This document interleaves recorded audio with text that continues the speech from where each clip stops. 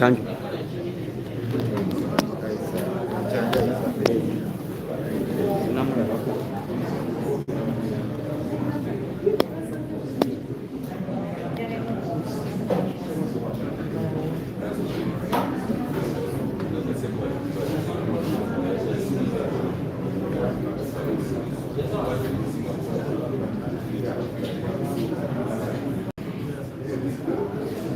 Mwanguweko bannange abagambe twatandise.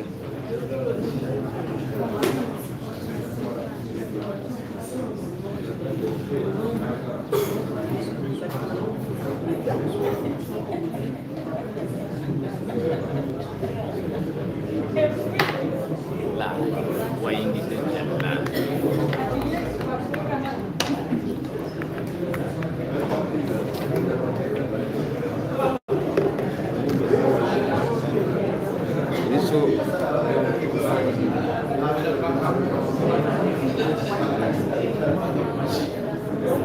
kale banange tuli mu kooti olunaku lwa leero. Subscribinga, likinga, atera commentinga. Besigye amukomyawo leero.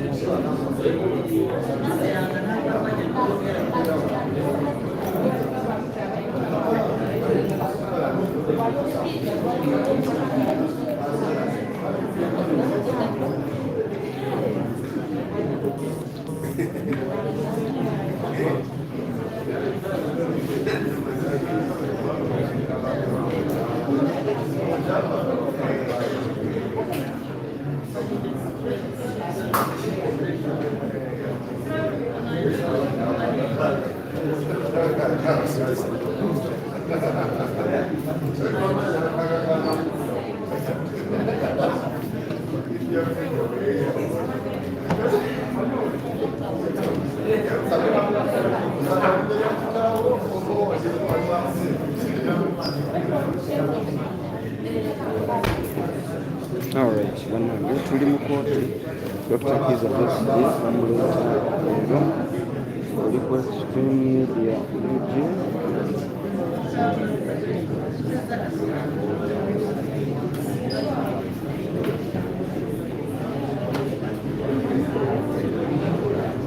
Tuwe those comment sessions.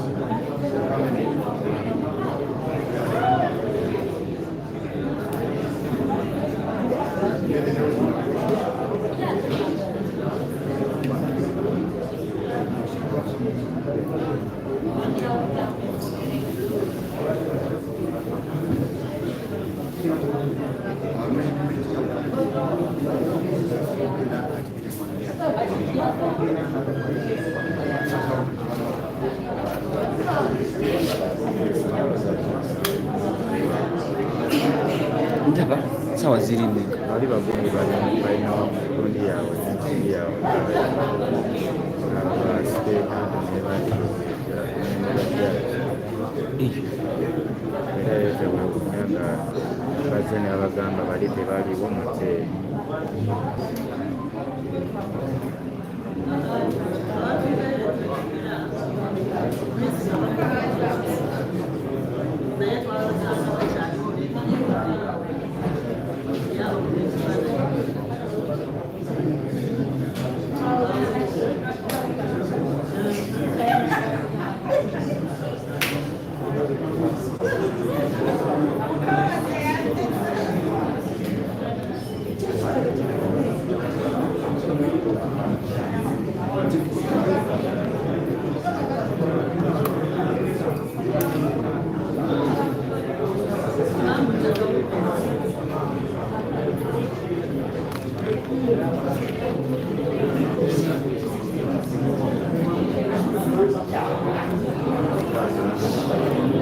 Kale banange mbanyiriza nnyo ku Extreme Media UK. Tuli mu kooti, mwasuze mutya, muli mutya, yonna gye musizidde okuba nti nobutulaba mulayikinga evidiyo eno kituyamba okuba nti eduka omusinde nga gwanyirinyiri. Saagala nnyo kwogera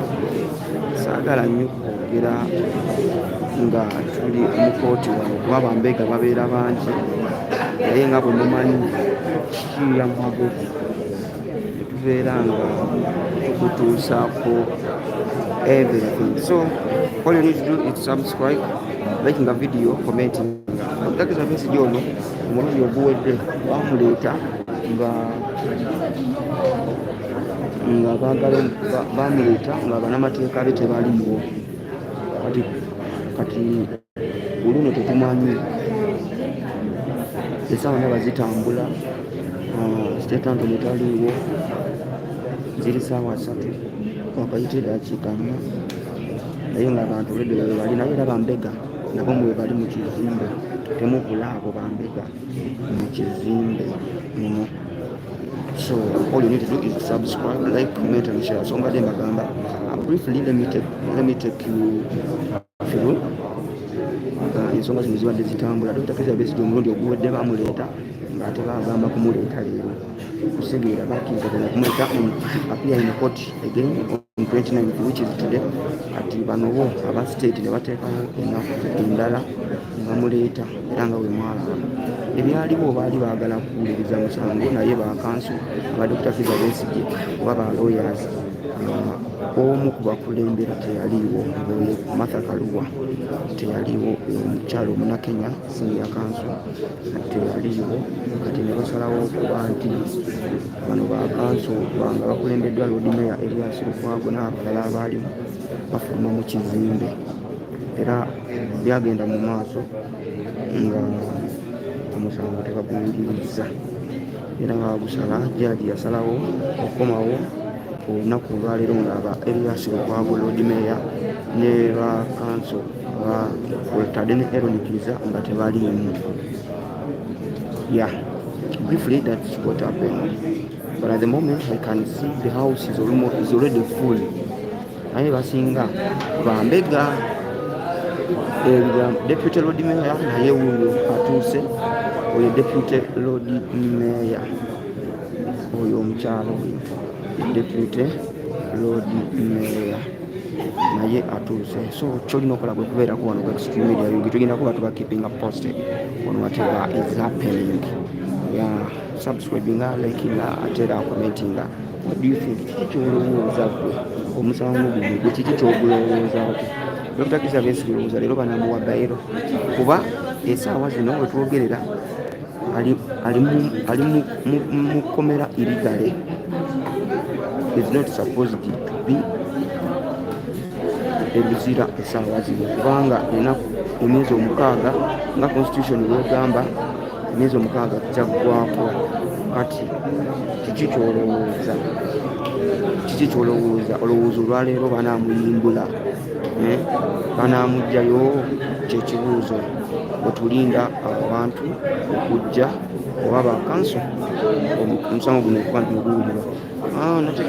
Nategeddeko nti atuuse ali emabega eyo ne batakkiriza okugendayo.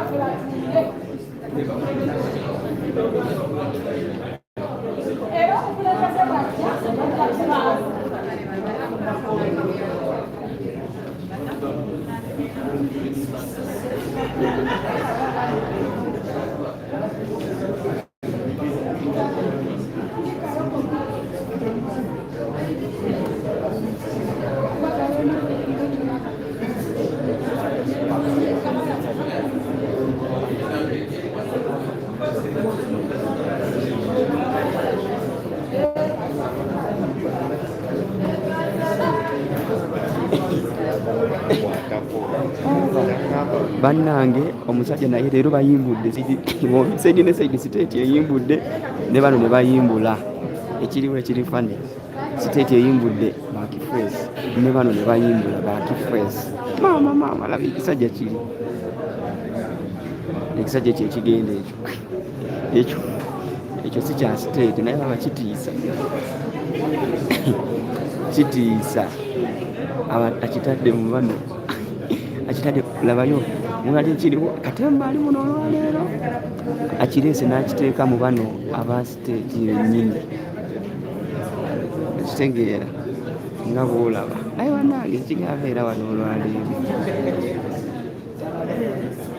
ekinaabeera wano kika gwe mubeereeko bubeezi. Saidi ne saidi eyimbudde, saidi ne saidi ekoze etya eyimbudde. Kati kyekibuuzo ani anaasala siteeti laba ekisajja kiri ekyeri kiri ekisajja ekyawe ekyo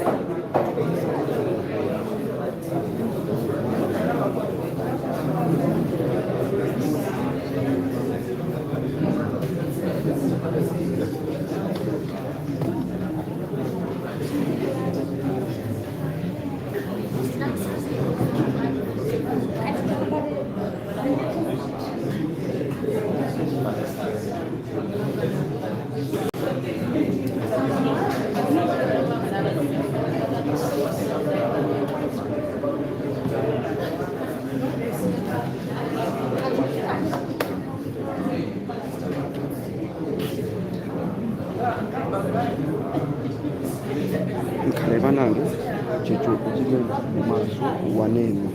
Abasajja bantunuulidde balowooza nange ndibo oba ndi kifeesi babadde balowooza mbu nange oba ndi kifeesi. Ziri kifeesi munveeko naye kimanyi temunkwata temuntambaala nembata kikonde kinyookera muno. Basajja bano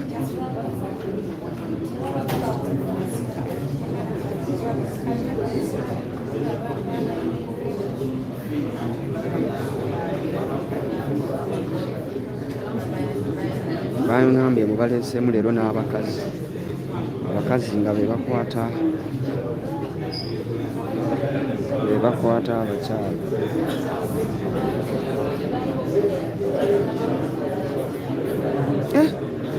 Sajja kino kikanga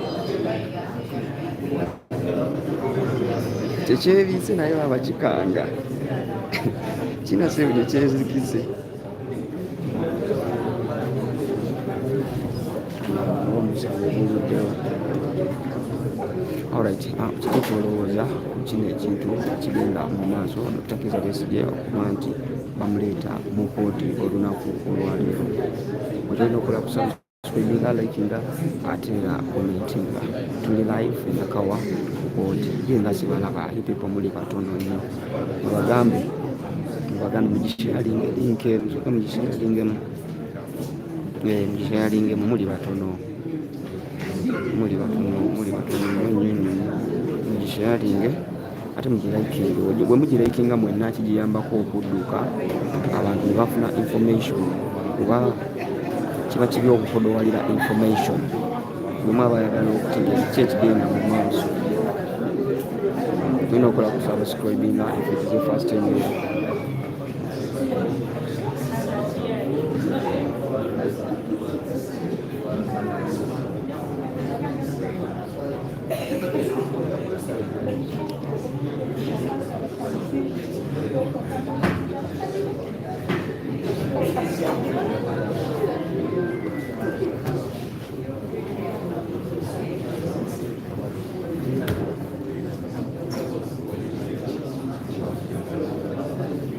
Oli ku Extreme Media UG tuli live mu kooti. Njagala otuekaawo endowoozayo, buuza ekibuuzo kyonna kyoyagala essaawa zino nga musango tegunaba kutandika, osobole okuba nti kyonna kyoyagala okutegeera ku musango guno tapingaawo, commentingaawo oba buuza akabuuzo nze ndyoke osobole okuba nti okuddamu waawe mu comment section.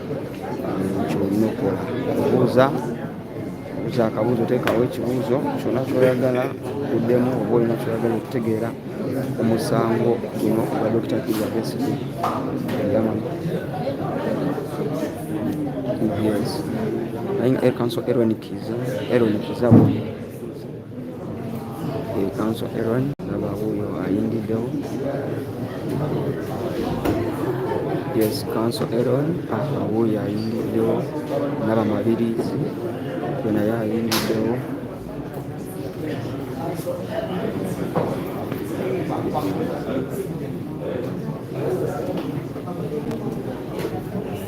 Abantu bo bangi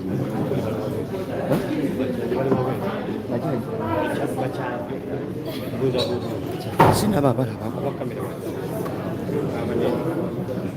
Mugere Ronald webali kusiima Mugere Ronald webali kuba nti no otugoberera webali kuba nti otugoberera Mugere Ronald agandi asiimye kusiimye batugoberera kayo webali kusiima.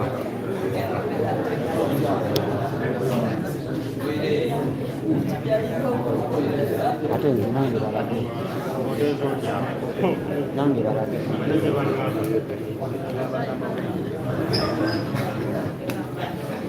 kale guys, tuli wano eno tulinze omusango guno gugenda mu maaso.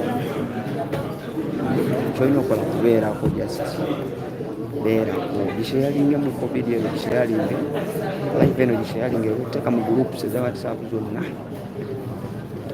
Ebisigadde obitulekere, naye abantu bangi ate mulimu bakifeesi, ate bakifeesi bali mu saidi ne saidi. bakifeesi balisedi state eresera state nebano ne baleeta ba state kiki kyolowooza ate mbasomwereera alimu oyo ayogera jjukira muno mulimu omusibe omulala gwe baba bagattako nga musirikale so oyo atudde oyo ye munnamateeka we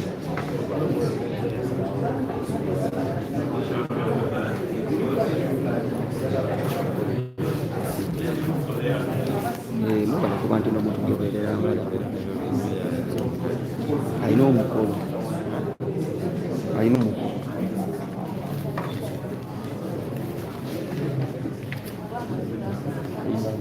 tegeke okwe wano olwozunge kubanga mukyoti zange zirinya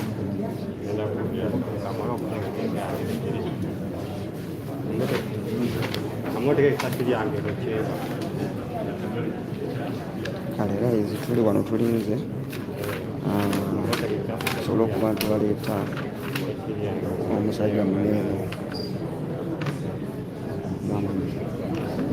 saawa zitambula kuyiseeko dakika 16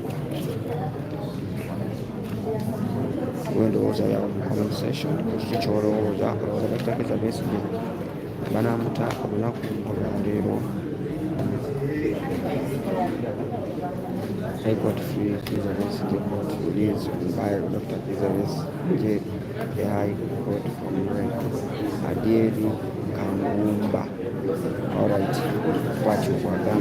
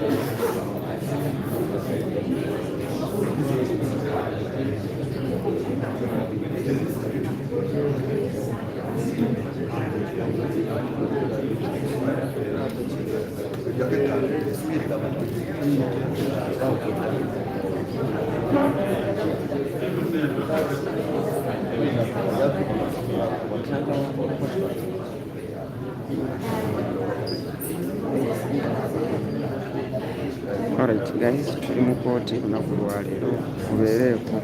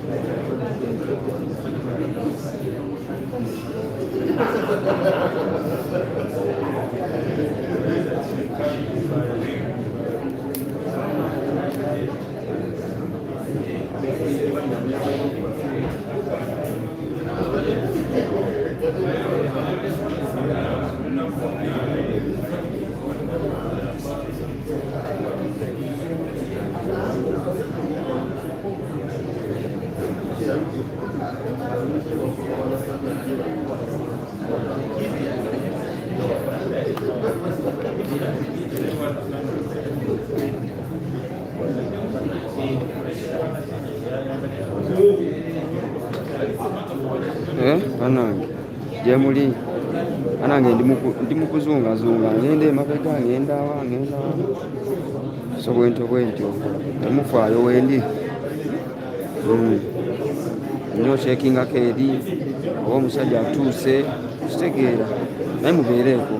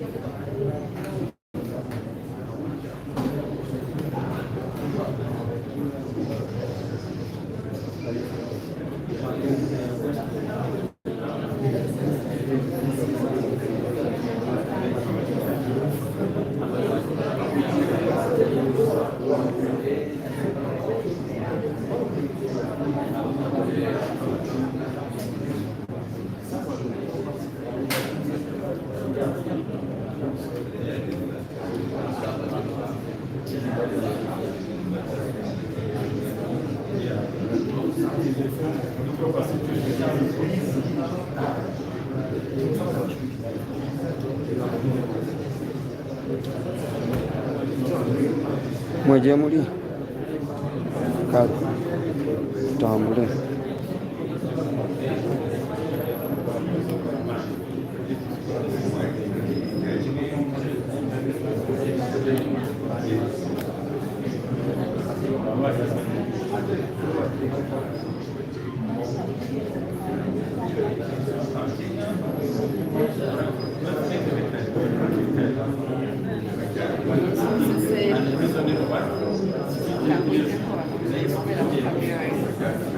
Naye no tujjudde nno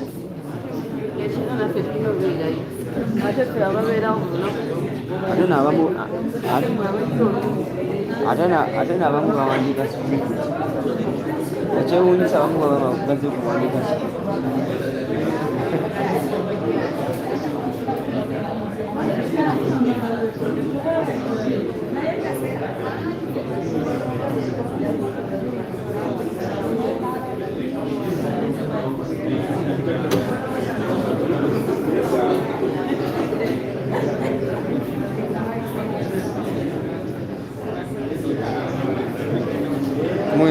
omusango guli kundi kutandika temugenda banna ndi bize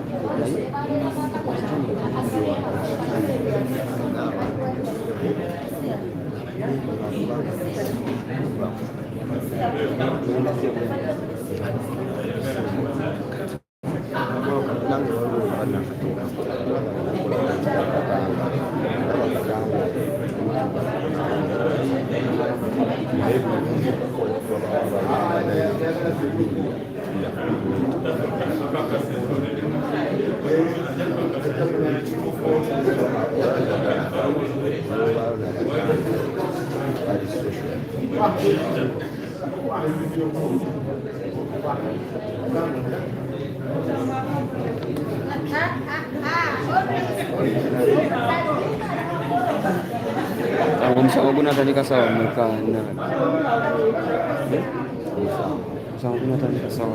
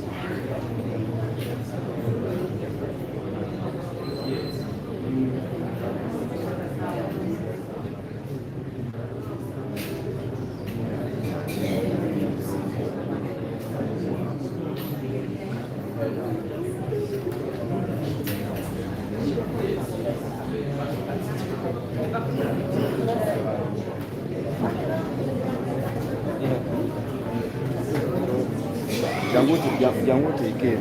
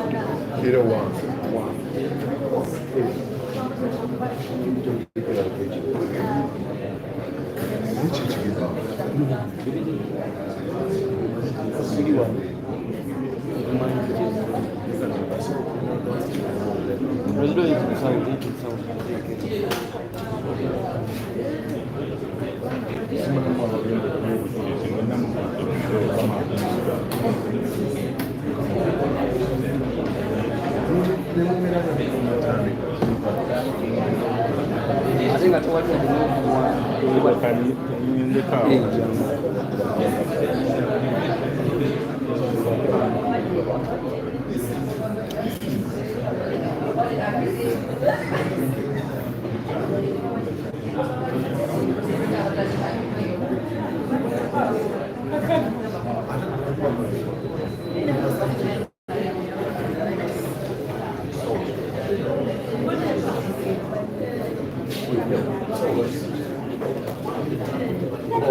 kiyengo ddi lwokola CBS lwekudiployi nga lwokola sitera kukola ogamba ki omugezi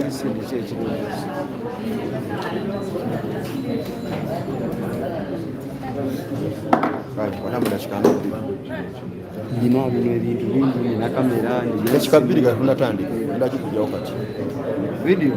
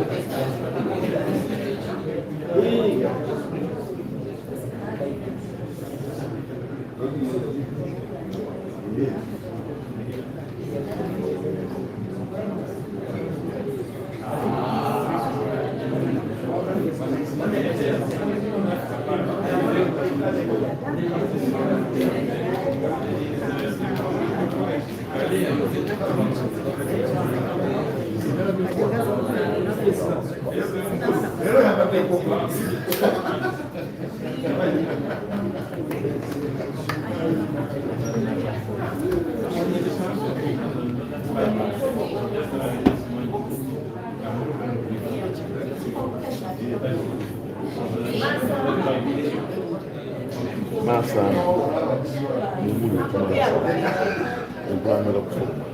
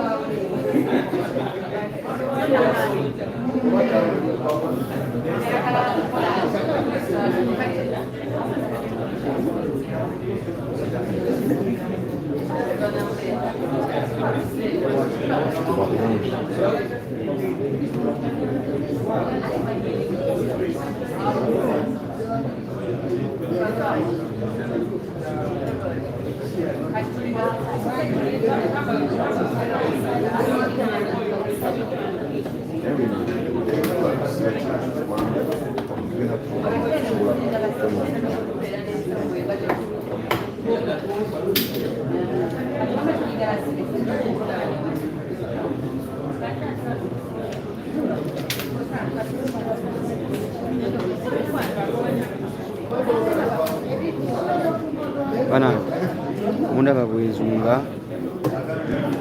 ngoza mundaba ndi mukuzunga neno buli omu kwegamba aba ayagala mukube ku kifaananyi kyanda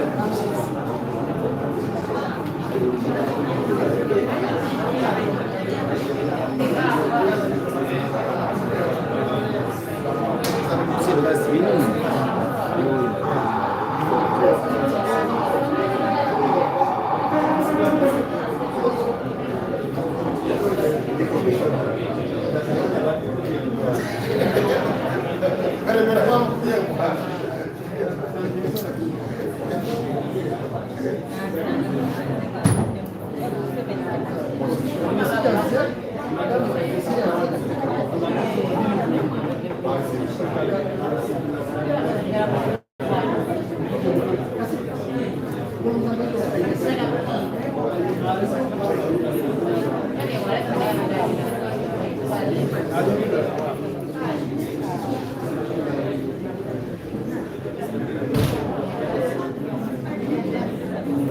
is today?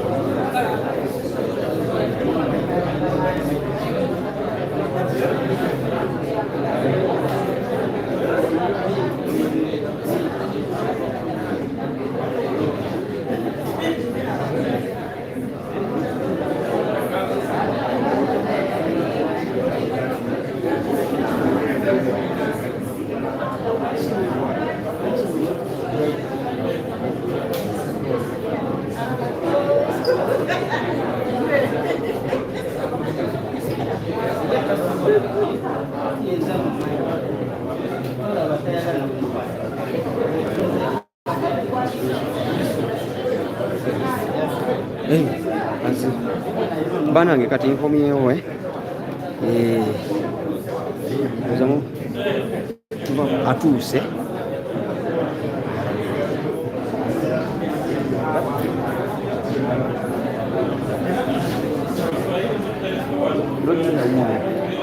banange erodi naye atuuse mukomewo mujje tutandika okukola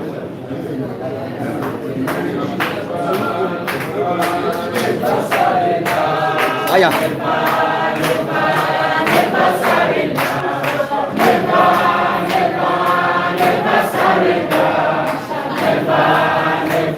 teri amanyi wabajjamu wabaire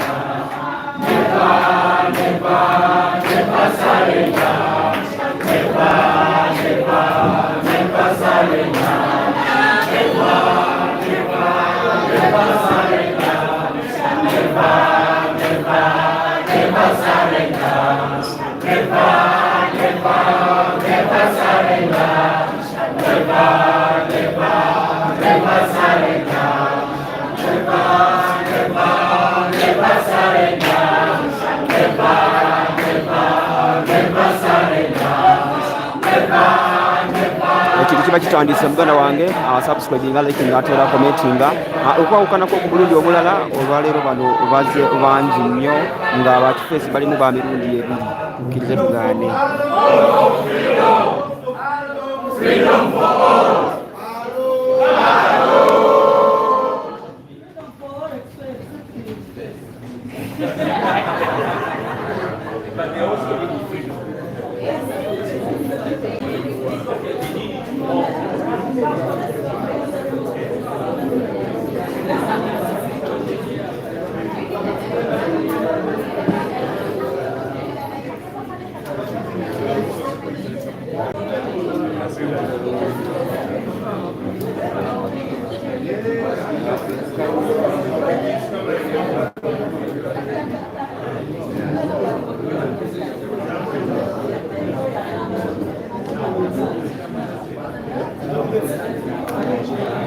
kale bannange kyekyo ekiriwo kati esaawa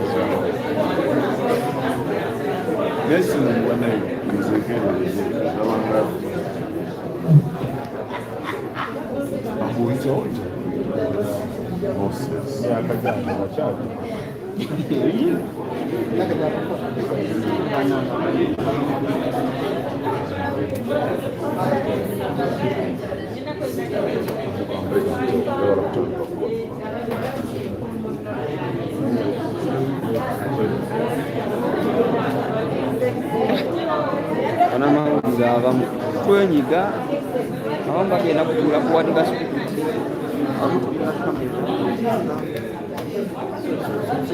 sikoyingireko walikona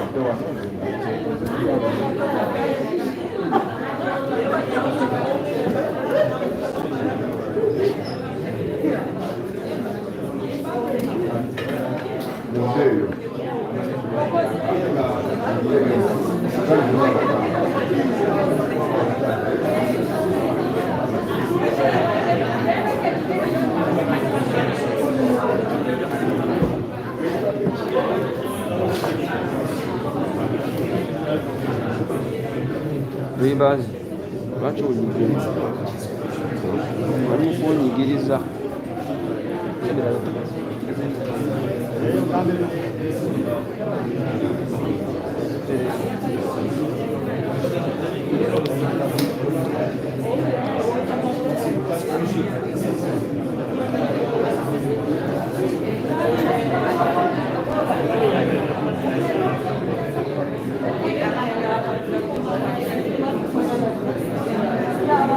kale bannange musubscribinge mulaikinga ate era mukomentinge tuli live mu kooti bannange kooti tulaba kanso atuuse Lord Mayor maze okuba nti ayingirawo abantu bangi era nga bwe mbagambye omulundi guno bakifeesi tuliramu ba mirundi ebiri aba state n'abalala kati kyekyo ate nga ajja kubeeramu jamuwulire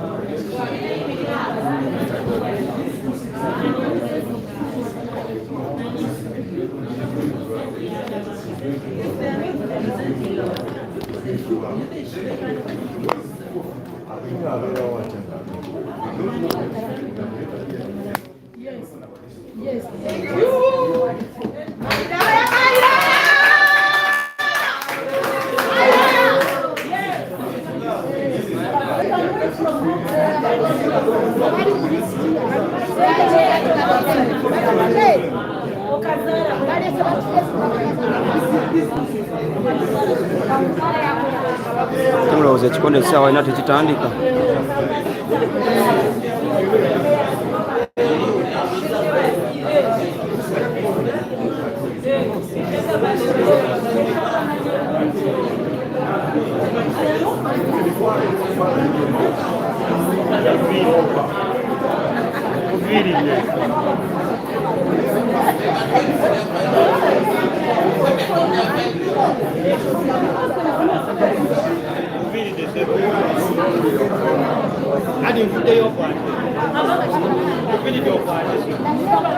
Abaana bindega biri muno eriyo kimbega kyolaba ki?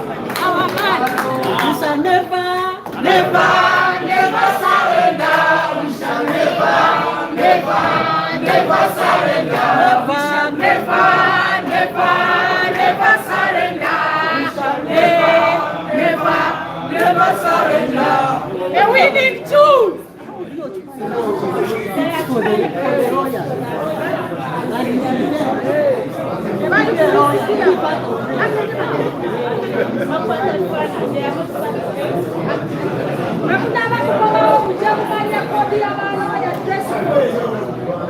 Banange tutandise ekintu ekikonde essaawa yonna kivaayo batandise okuddayo bambega oyo mbega mukazi.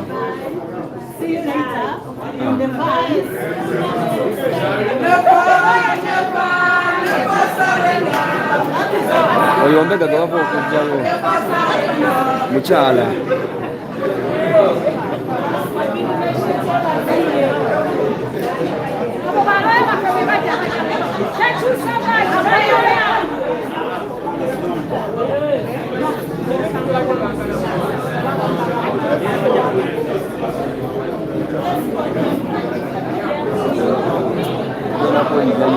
Tugenda kwinjayo okukola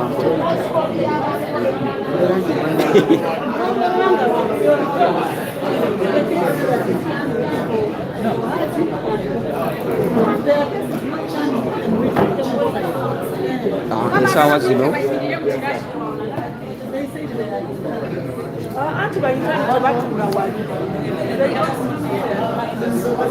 bagambye leero bakifeesi bali mixed, mulimu aba state n'aba bano aba PFF ojawulira.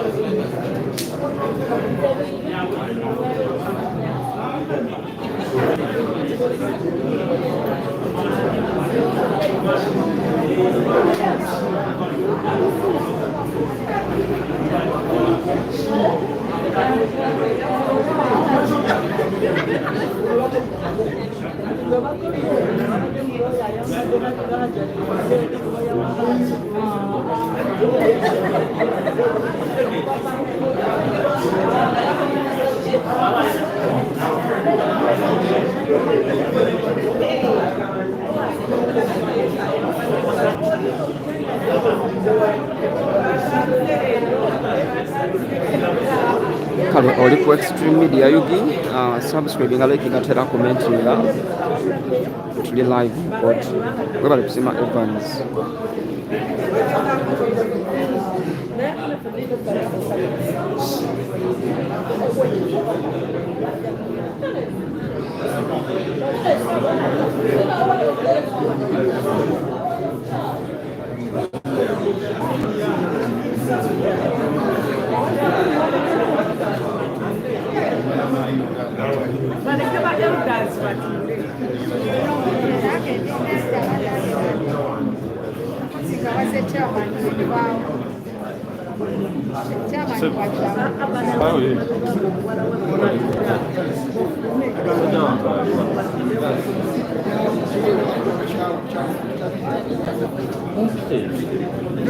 Oyo state Antwerp, state.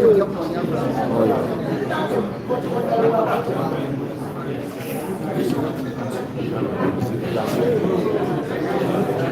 Oyo afunana y'omuwaabi.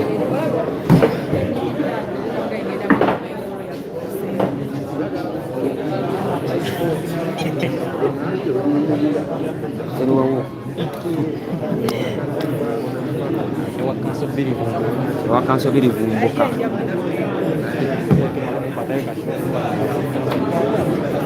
Kanso birivumbuka wamulabye atuuse.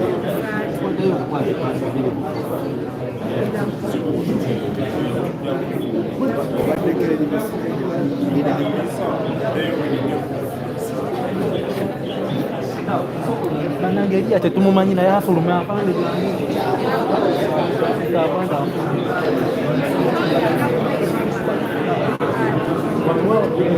olwaleero kyandiba wamukyanjawulomu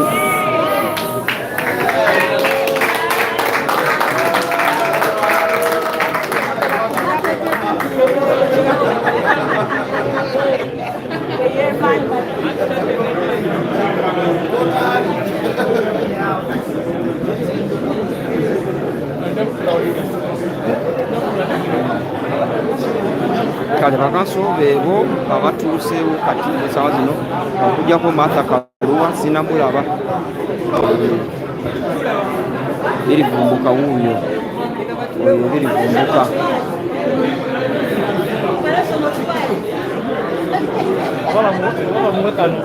birivumbuka n'ekanso wa Besigye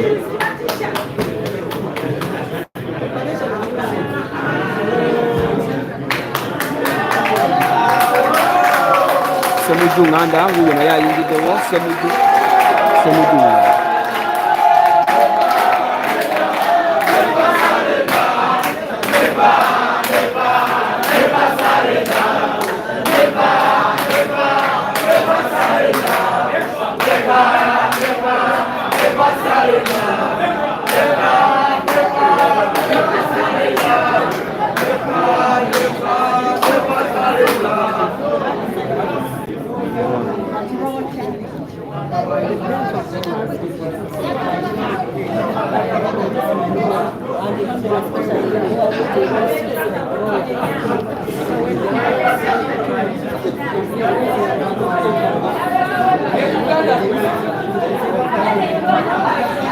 Semuju nganda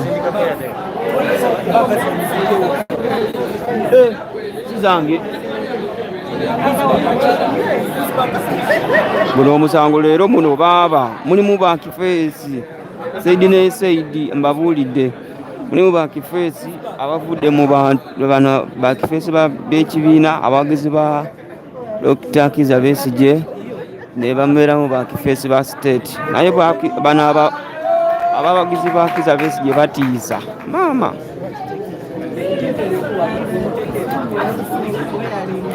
naye nga musabe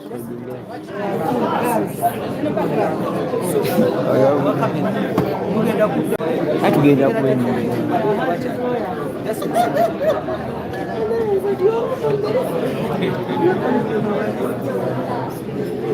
tetusobola kwenyiga nabo tugenda kukwata luta ebifaananyi.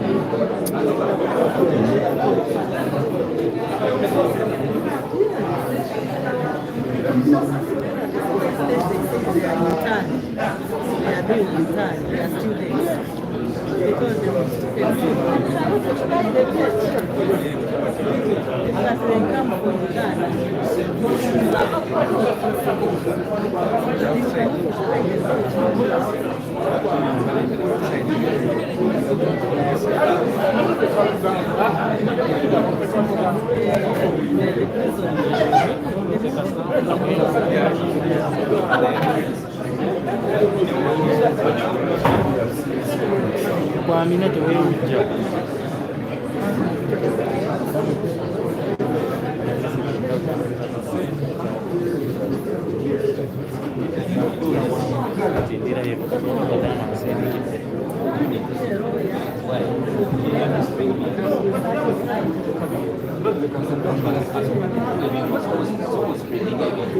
naye bwe tutuula tobeera mu kifo kimu kati eno badde onoonyayo otulinnya banangira ebirala osobola okuseeka oteekako kasente ka data kunambeezo z'empiiniizeewo okitegeeza oteekako ka data kunambeezo z'empiiniizeewo zazipiniizeewo ezo ziri mu comment ziri mu mannya si mu bubi mu bulungi.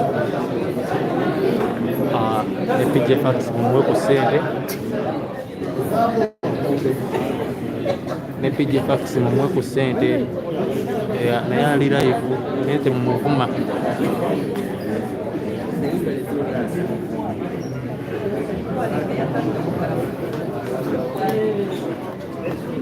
Ekikondo lwaliro luno tuli mu kisuubira ng'era seginese ekyo lwaliro setulitayitibale yabona bemanyi beetegedde tibakifeesi kyekyenjawulo ekiriwo olunaku olwaliro bakifeesi balimu bandundi 2 muli bakifeesi b'ebibiina mulimu bakifeesi b'ekibiina ebibiina ebimu otadde n'abasiteeti bayinza okuba muli bali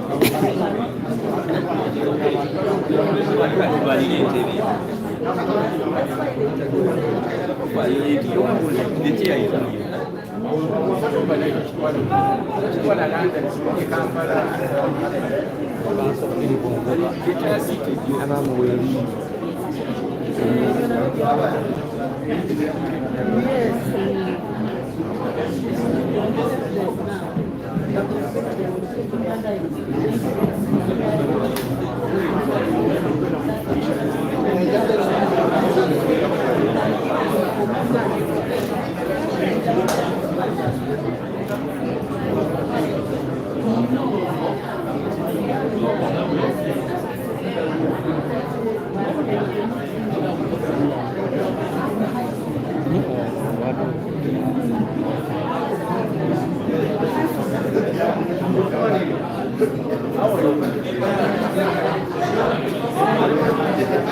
Nolo kiraga tebagenda kuyimbira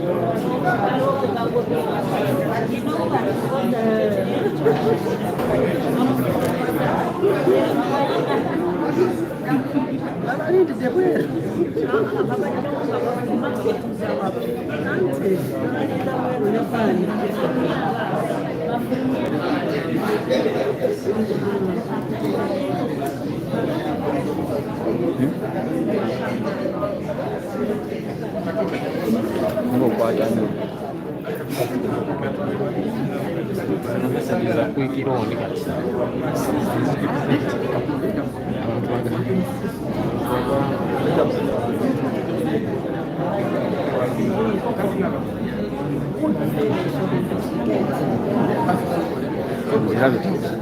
nzira bita Kuikira oni.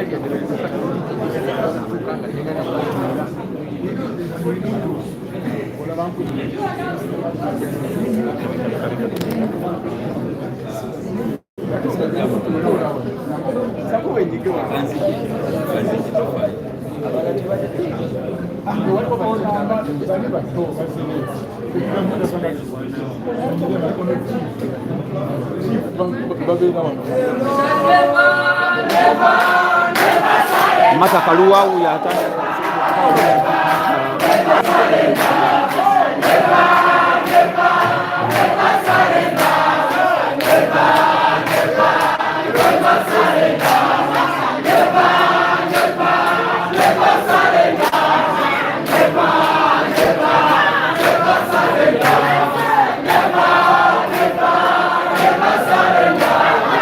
Oye, council Mata Kaluwa senior council.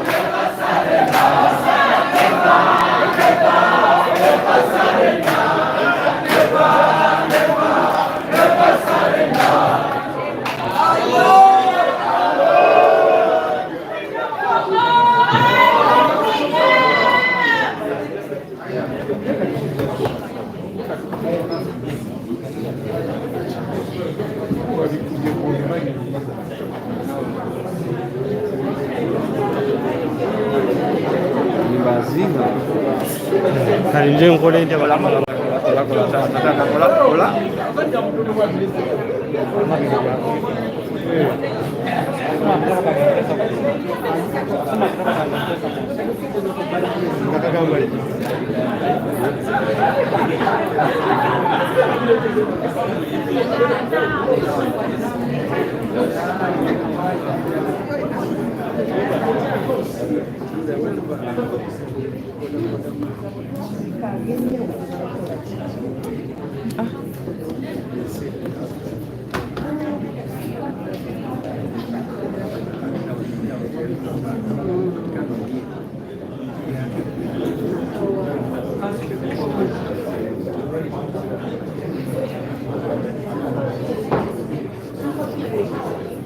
kale agiriko banange subscribinga musubscribinga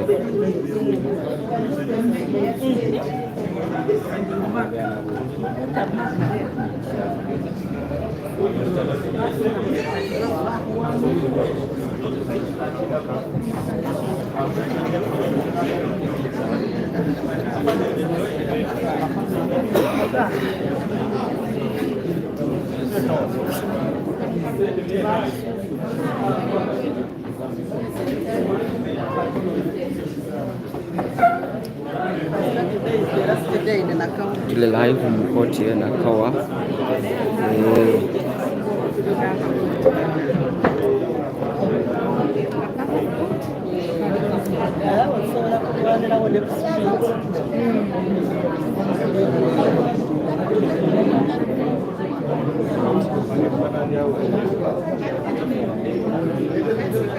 ekoti egenda kutandika anytime from now. Council senior council Martha Kaluwa amaze okuba nti natuuka okuva e Kenya ne road mayor mwali mu kizembe abakifeesi saidi ne saidi malaba bali era mu ekoti ejja kuwooma tulinda mulamuzi ne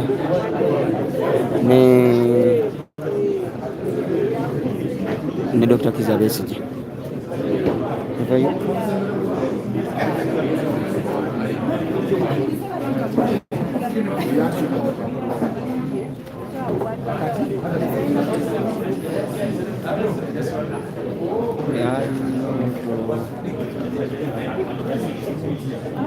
Kasifa Poli commenting out there, no?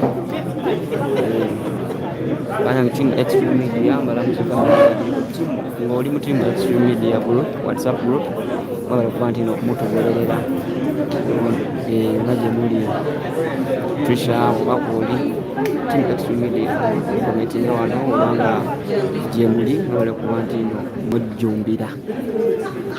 Kale omusango gwenda kuba gutandika anytime from now. Omulungi ali ku Extreme Media UB basaba busabe video lyokka like esobola okuba nga edduka omusinde nga gwayiriyiri ate ogwogwo omuntu gwogusosotola wano ku Extreme Media UB tokubawo nga tosubscribinze making sure nga oturninga on ka notification bell awo beera updated ku buli kimu kyetukutuusaako wano. Oturninga on ka notification bell after subscribing awo ogenda kufuna buli information bwetuba tuteekayo bwetuba tugenda live ogirabirawo okifuna mangu notification yeeyo. So turninga on ka notification bell.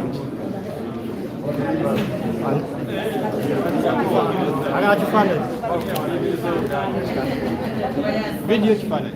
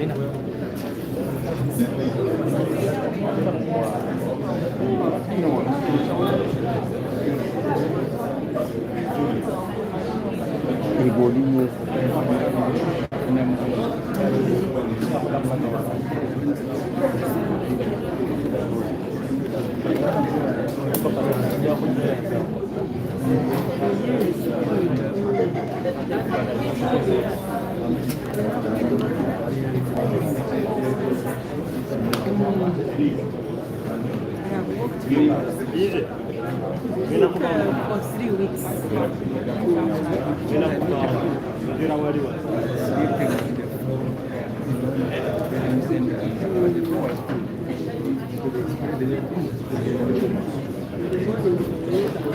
Kale Dr. Kizza Besigye ali mu kuleetebwa kasobola bakusajja obwo obwa SFC.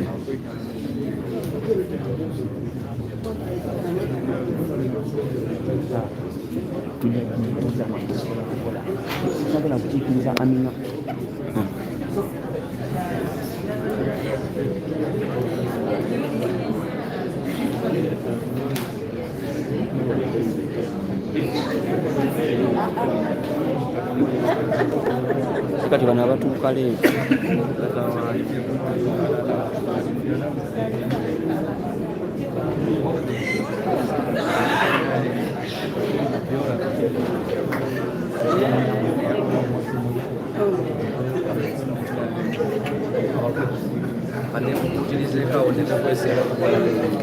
Extreme Media UB afando nagenda kwenyigawa onatukeeti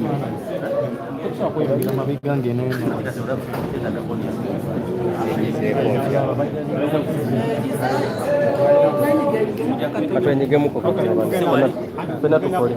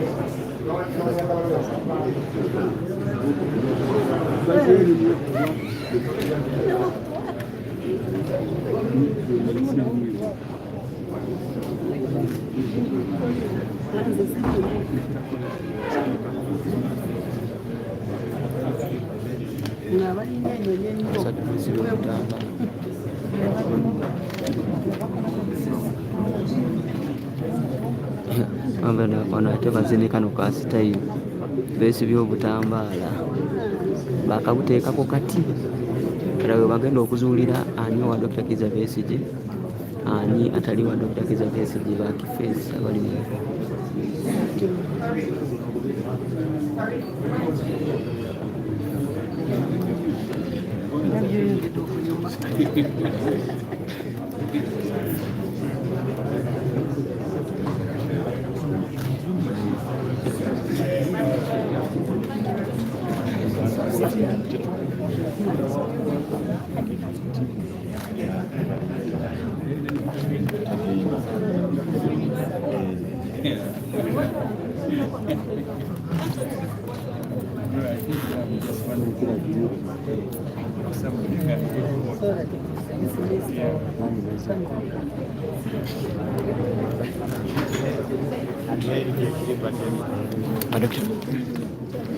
baabo batuuse. We shall never, never, never surrender. Never, never, never surrender. Never, never, never surrender. Never, never, never surrender. Never,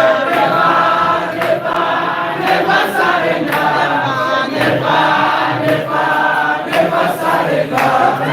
Never, never, never surrender.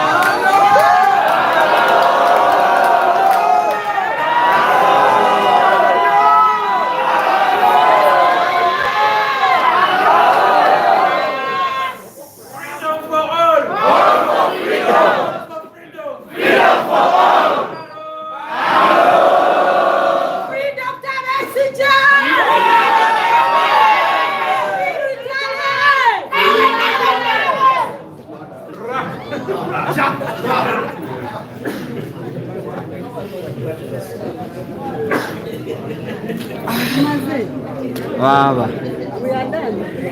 owulidde omuliro, muwulidde omuliro oguli eno.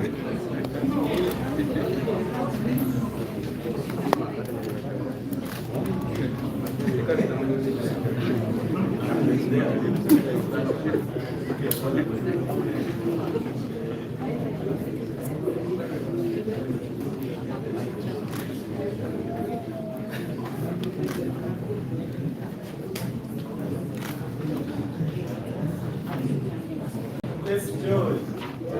Let's joy. Let's joy. Reading God.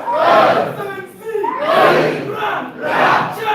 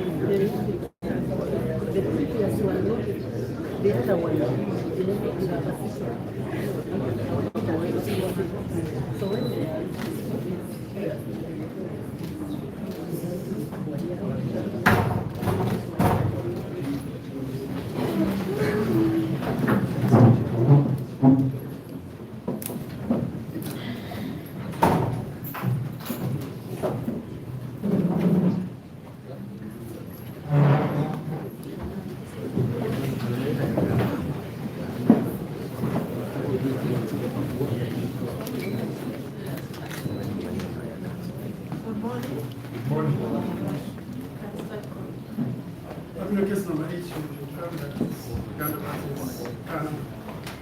It's a Besigye hard with terrain and Captain Ola.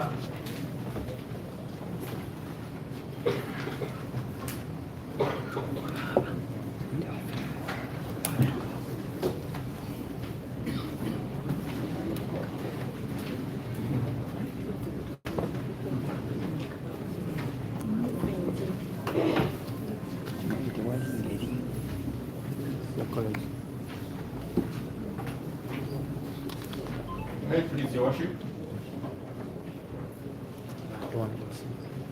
Richard Kumbuka, Chief Secretary,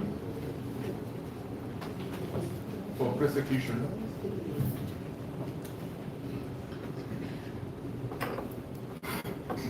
All accused persons are in court.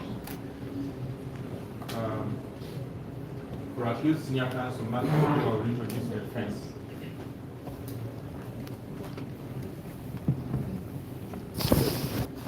Your Honor, my name is Martha Karua, Senior Counsel,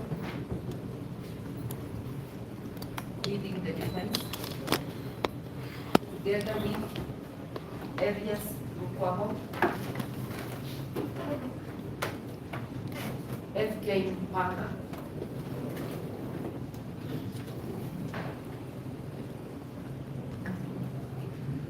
Katumba Apollo,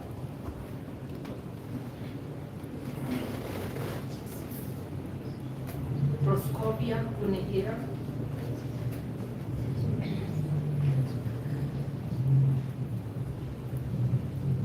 Sekajo Abubakar, Sekajo. I'm pronouncing the Kenyan accent. Aaron Farouk Kamleger, Bayan Turinawe, Yintu Michael,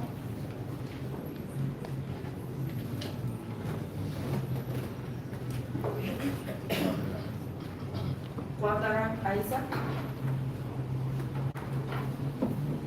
Katuswa Tobias. That is for the first and second accused.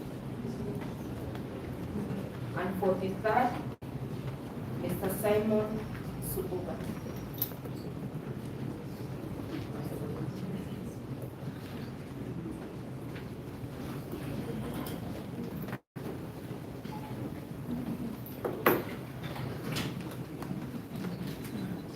Next, please, Your Worship.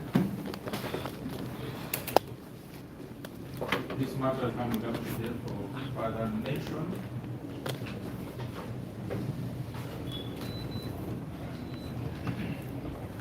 However,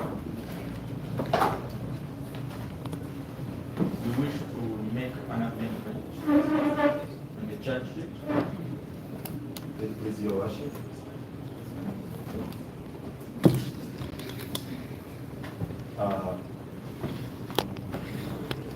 We are opposed to any step being taken by the state before we make our application, which is outstanding since the last time we appeared here. And it's a command of the Constitution, it's a command of the MCA about the next step in any of the proceedings before you, after the expiration of the mandatory remand. So we wanted to proceed with our application, Your Worship, before any other step is taken. Proceeded. Most of that, Your Worship,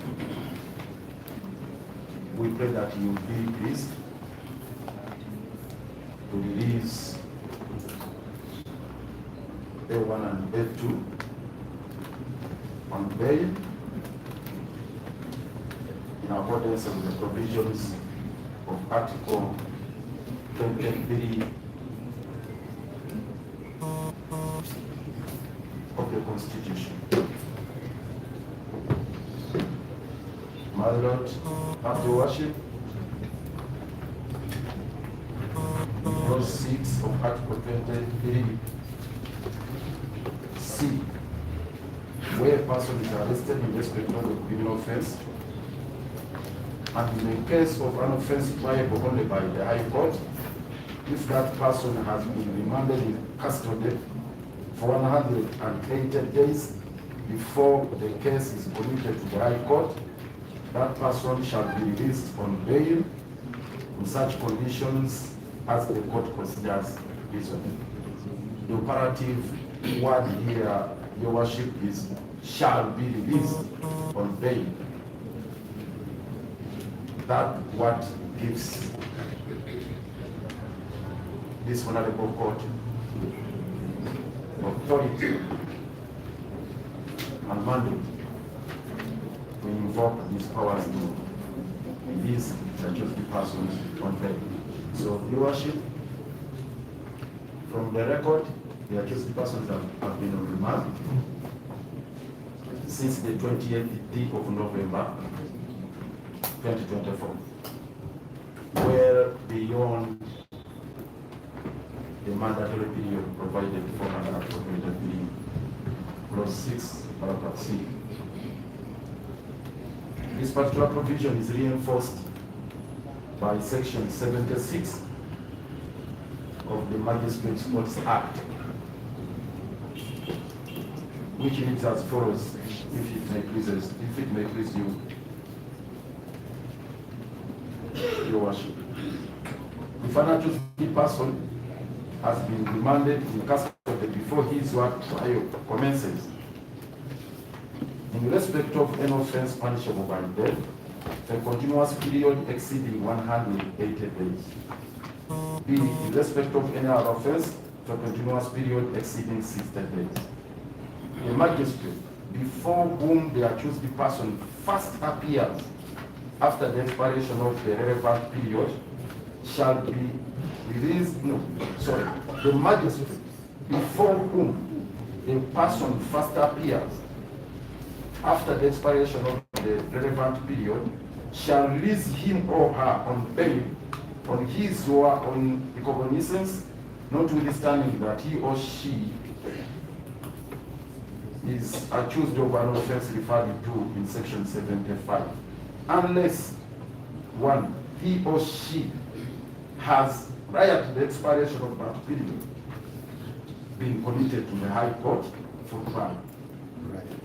Excuse me. Now, Your Worship, from the record, the accused persons have spent over 180 days. That's a fact which is not controversial.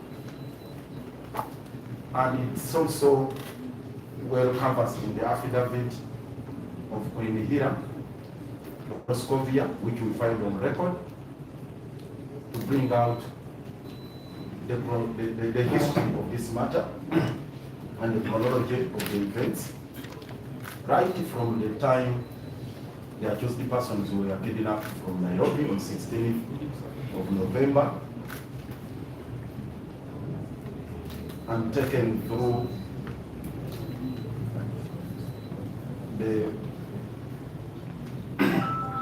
processes before the General Court Martial on the 20th day of the same month, November 2024, and remanded to Zira, where they have been languishing up to the present moment.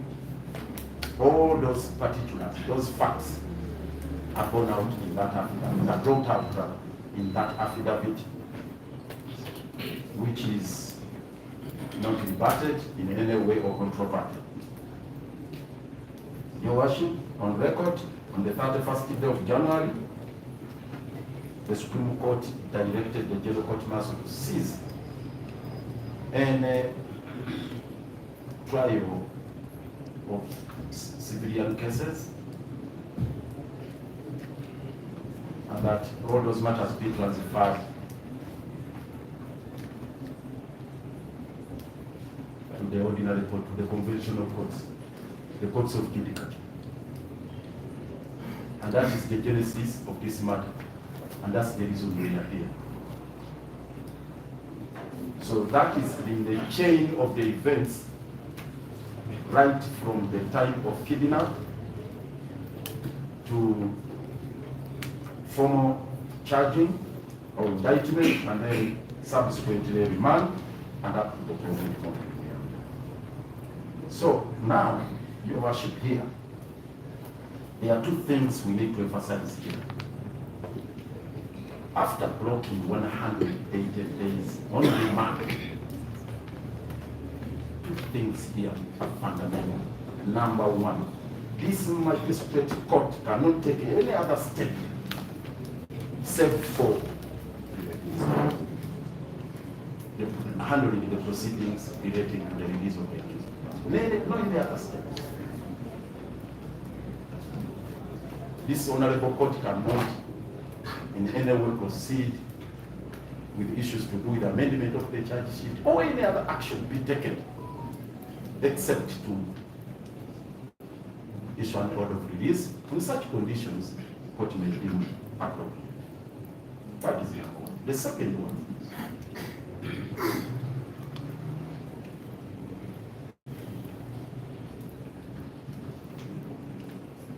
Have they been committed before the expiration of the 180 days? The answer is no. And this is the spirit and letter of section 76,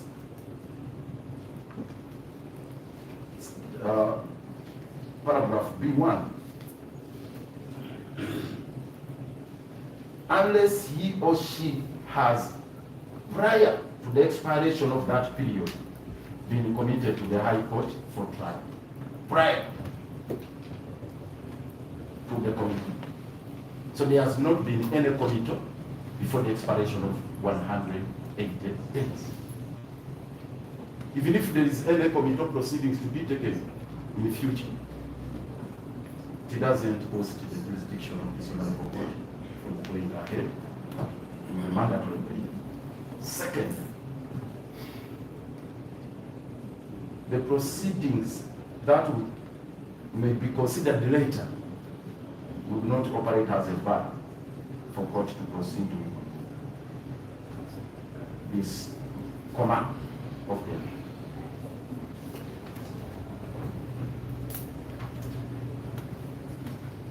We'd like to ask this honorable court, Your Worship,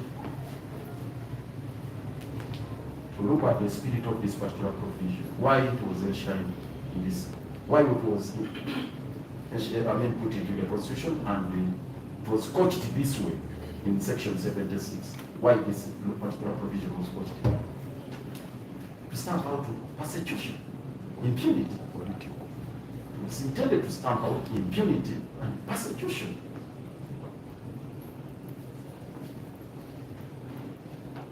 When you look at the provisions of Article 43, the framers of the Constitution were arrived to that fact that the state may exceed what is actually within the limit of what they have powers to deal with, and descend into the realm of persecution. And that's where we are now. That's the limit, the reason there was that limit of 180 days, and the court was given those powers that once the state has failed to take steps to commit the guilty persons within 180 days, first appearance before you as a magistrate. Don't do any other thing. Please just consider releasing the accused persons. And that's what we are asking for your worship. This honorable court student please or be an accomplice in the persecution of the accused person by the state. So the only thing that should be done at this stage is to release the accused person. So in such conditions, you will be in court. We do so very much.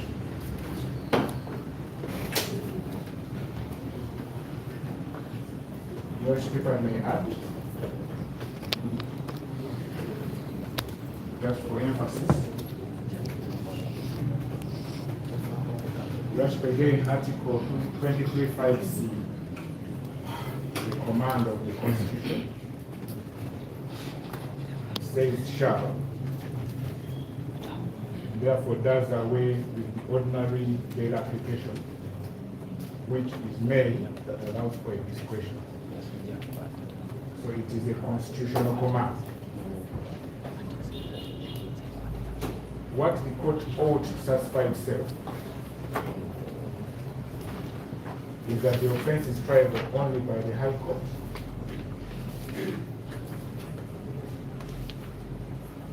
And that the persons who is the applicant has been on remand for more than 180 days before committing. So I join issue with my senior colleague, Mr. Rebuttal, that the committal per se does not take back time to nullify the 180 days. The 180 days are constant. Two, Your Worship, is that the 180 days referred to in the constitutional command do not start to run from the date when the applicant is arraigned in the court before which the application is made. I'm saying that the 180 days, upon which bail becomes mandatory, are not counted from the date when the applicant or the accused person was arraigned before court, before which the application is made.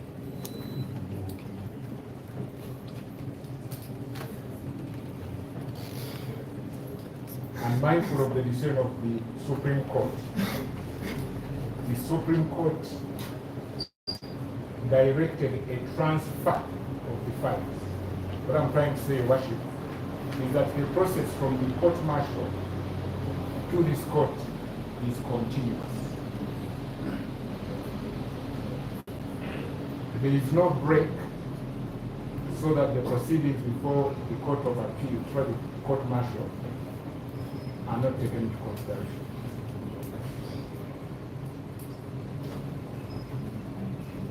So when we speak to the 180 days, Your Worship, the court must take into consideration the date of remand by the General Court Martial, because it is also a court under the Constitution.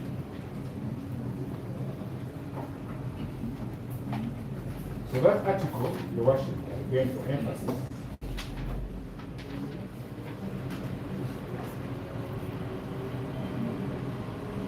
says in case a person has been remanded in custody. It doesn't say, it envisages that the remand can be made by any court of law, or any court as established by law, or which the General Court Martial is just one of them. So the argument that may arise from the prosecution that the proceedings in or before this court did not commence or commence this year, and therefore another 180 days does not hold. Court takes into consideration the time when the remand started to run, count the 180 days. And Your Worship, there is a view that perhaps in matters or offences tried only by the High Court, the Magistrates' Court should not grant bail because the matter is tried by the High Court.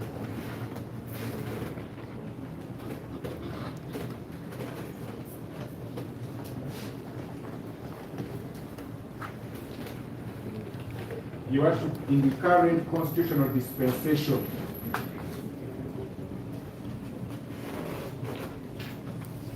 the Magistrates' Court is empowered to grant mandatory bail.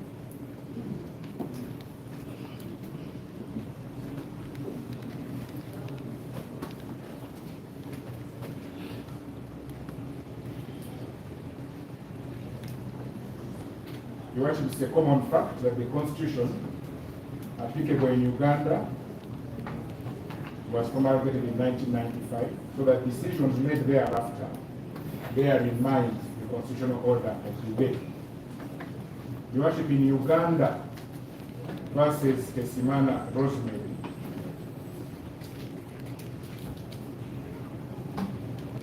the Honorable Mr. Justice FMS Bonantele, as then was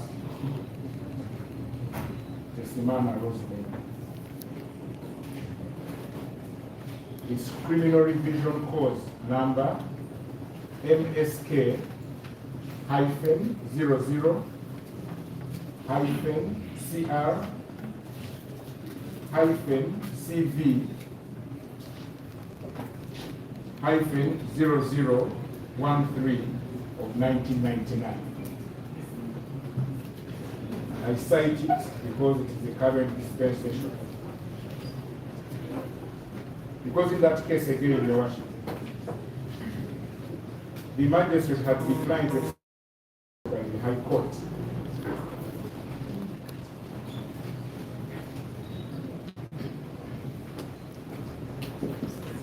Your Worship, I beg to read and I'll avail a copy what the Honorable Justice Bonantele said.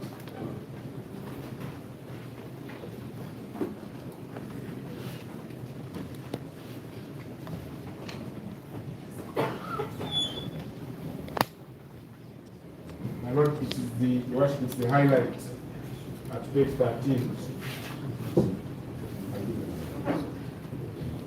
So before I take leave of this case, I must say that courts cannot escape the blame for this unhappy set of affairs in the criminal justice system, which has no remorse for caging up people in penal institutions for unjustifiable periods of time. It appears that magistrates' courts to which accused persons are first produced before committed regard themselves as no more than, should not regard themselves as no more than assembly line or conveyor belts run by the prosecution. For years on end, the court is content to record endlessly adjournments, etc. But the point that my Lord, the judge said at paragraph 39,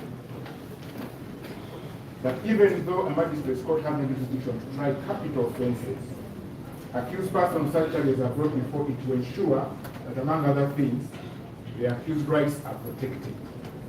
The courts must be vigilant in doing so by consistently requiring the prosecution to provide information regarding the investigation. What we are pointing out here is that the constitutional command says that once the accused person is emphasizing their rights, once the matter is before it, even for capital offences, this court cannot fail not to have jurisdiction on the ground that the offence is of the capital nature.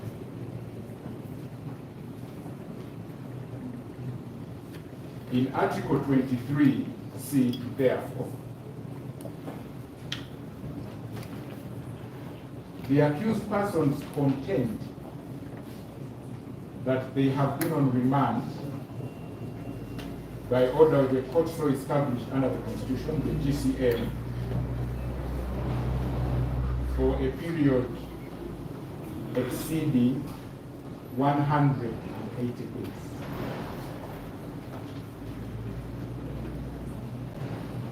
If I count well, Your Worship, today there should be 196 or thereabouts.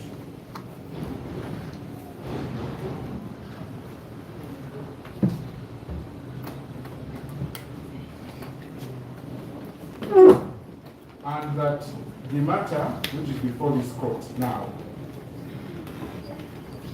is because the accused persons are exercising their right to mandatory bail as commanded by the Constitution.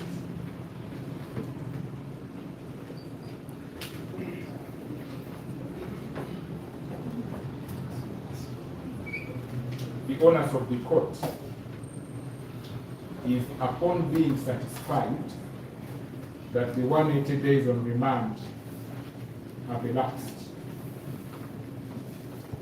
is, as the provision says, that person shall be released on bail on such conditions that the court considers. Your Worship, we are mindful of the fact, and we were told before, that there are practice directions regarding bail applications, or bail for that matter,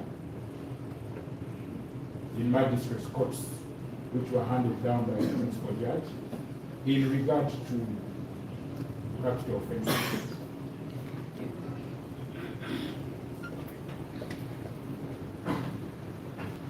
Your Worship, those practice directions are not in respect to mandatory bail.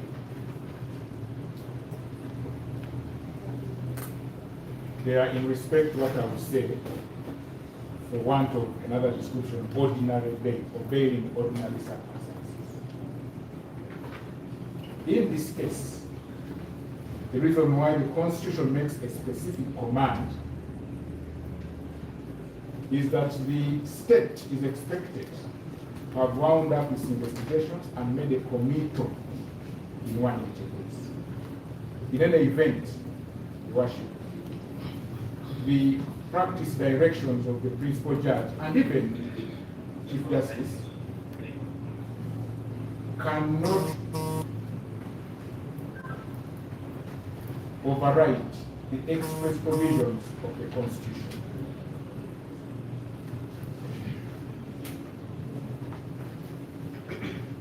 We just wish to remind the court, and we are aware that the court is already aware,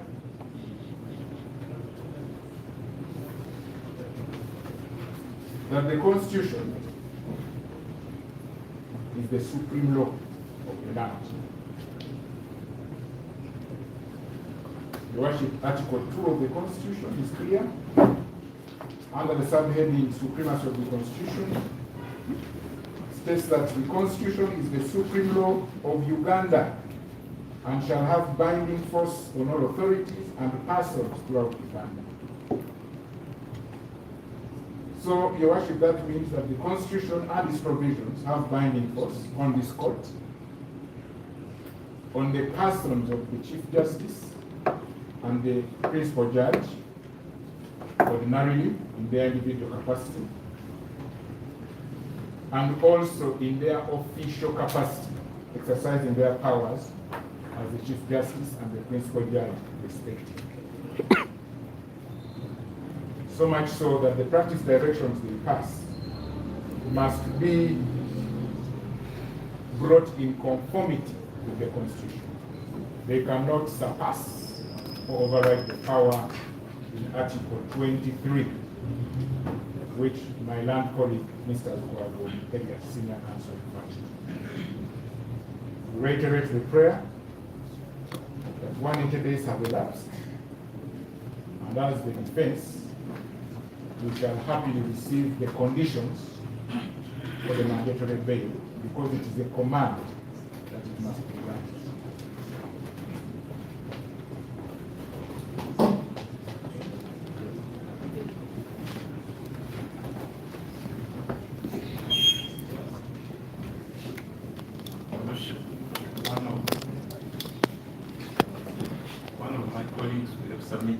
Okay. After me, then senior counsel will close our presentation in this application. But I want to start with or just emphasize the practical matters. The date of remand and custody was 20th November 2024. Void General Court Martial, criminal case number UPDF stroke GCM stroke 040 stroke 2024. The state is aware of this fact because they have said so. In an affidavit before this honorable court, the state, through its detective IP or Benedict, they acknowledge that the respondents, namely the accused, were previously charged before the General Court Martial at Machinde.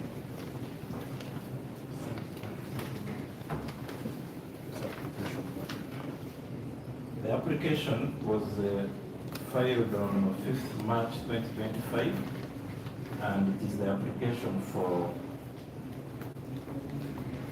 accessing the court records. Yes, the telephone particulars, which your honor is on this honorable court's record. I think your worship, you just to interject a bit. Allow me something. I have not said the word and you're panicking. Just speak at Yes, you can't stop me before I say the thing. You have. Relax. I hope you don't commit another one. No, it's fine. So what I'm saying is that the document which Management requiring has not been taken down. And therefore, it cannot form. We cannot preempt a document in an application which has not been had and use it as evidence in your application. Let him finish his Your Honor, before I was rudely interrupted by the representative from the government of Uganda, I was going to draw your attention to, among others, in this very court, criminal miscellaneous application number 001/2025,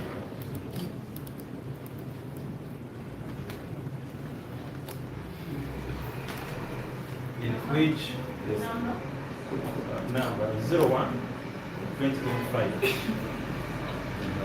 in which the state made reliance the affidavit of detective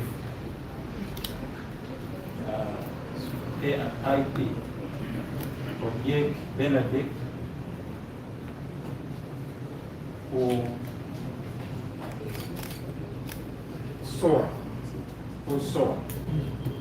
that he's aware not only that the accused were charged before the General Court Martial, but that is also one of the people who are charged with investigating their matters. That is the date of custody or remand in accordance with the Constitution.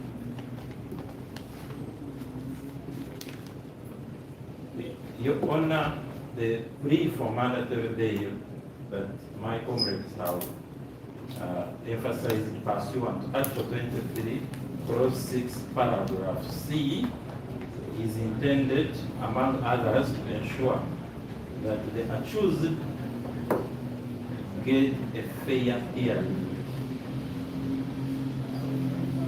The only way people can effectively defend themselves who have spent 6 months on on remand is when they have liberty to defend themselves from home, and also to ensure that their trial and detention is not too lengthy. Your duty as this honorable court is partly adopted. Clause 1 of Article 20 of the Constitution reminds us that the right to liberty is inherent. It's not a gift of the state. Clause 2 of that article is the effect that this court, the office of the Director of Public Prosecution, and other people should not only respect and uphold the right to liberty and other fundamental rights, but also promote them. What we do here this morning should be seen to promote the liberty of Besigye, of Beard, and Dennis. It should not be seen as to frustrate their liberty. And should the state get wayward and try to frustrate that liberty, it behoves you as the judicial officer presiding over this matter under that article to rein in the state and ensure that it's back on the track, the constitutional track of guaranteeing that liberty. These provisions of the Constitution are very important because the Constitution is supreme. The supremacy of the Constitution is underscored by Article 2, clauses 1, 2, and 3 of the Constitution. So any other speech, any other law that tends to negate the constitutional entitlement to liberty after 6 months should be seen as inconsequential to the extent of that. And I say this in anticipation of some speech that may come after here relating to some practice directions, which are in fact a challenge of the are being challenged before the Constitutional Court. But even those guidelines themselves acknowledge that the Constitution comes first. At this juncture, my young brother who wanted to give us an authority to give this, then our closure will come through.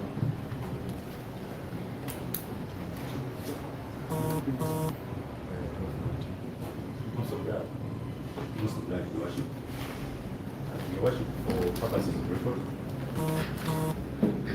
I am true now. Your Worship, I want to join issue with my learned brothers who are submitted on the powers of this court to grant this person's mandatory leave, but only to add an authority for when court takes a view that the authority that was submitted is of an earlier date. Your Worship, I ask much of that.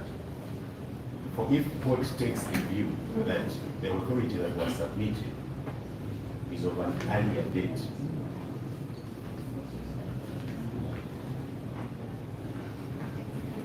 Your Worship, formally in 2022, the Honorable Justice Ruhanga Jesse, sitting at Masindi, the High Court, in Nyangoma Flavia versus Uganda, Nyangoma Flavia versus Uganda, in criminal application number 7 of 2022,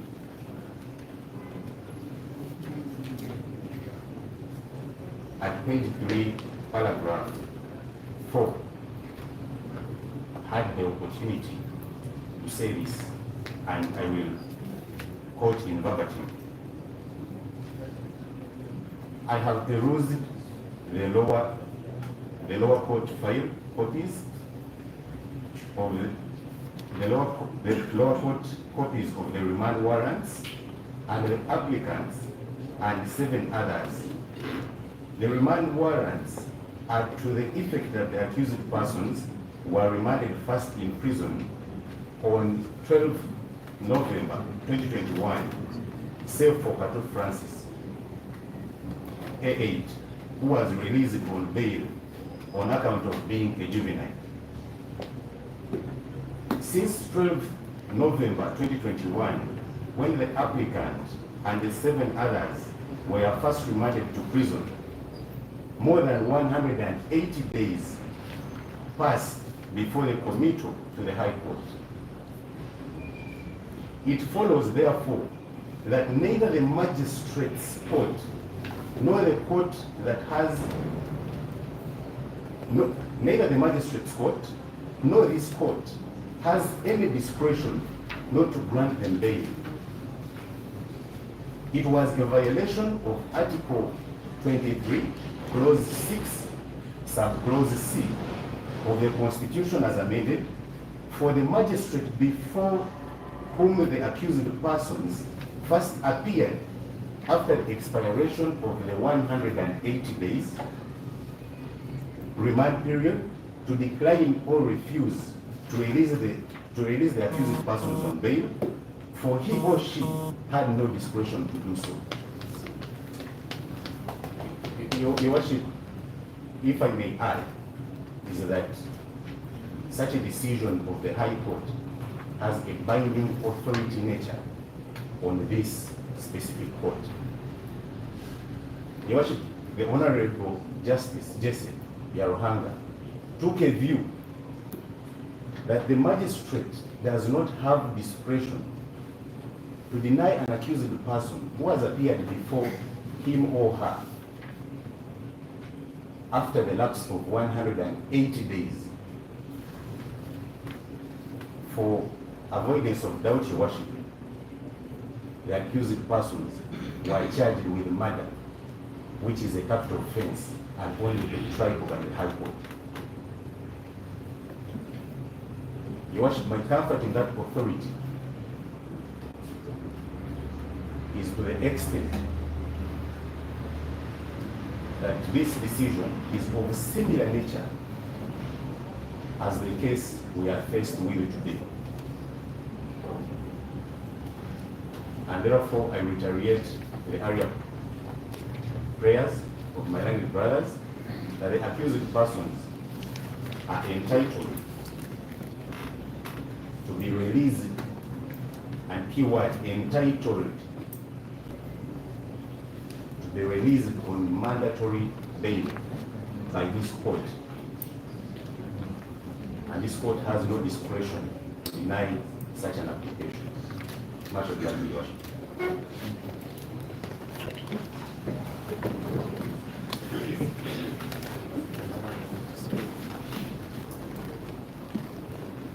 Please, Your Honor, I'll be brief, but before I advance my 2 points, I just want to tell my learned friend, the prosecutor, that it is unfortunate that he would refer to the previous incarceration of Aaron, whether in jest, knowing very well that it was before a lay court, because he said that he may once again be deported. So it's not a fair thing to do, and it cannot be taken in jest. I'm requesting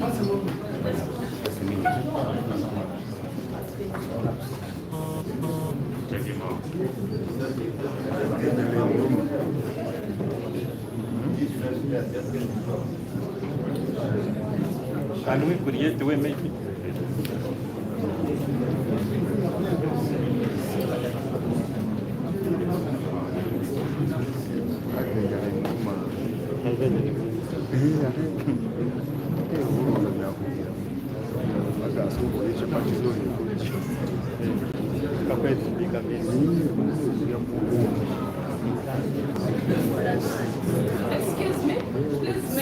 so that they can accept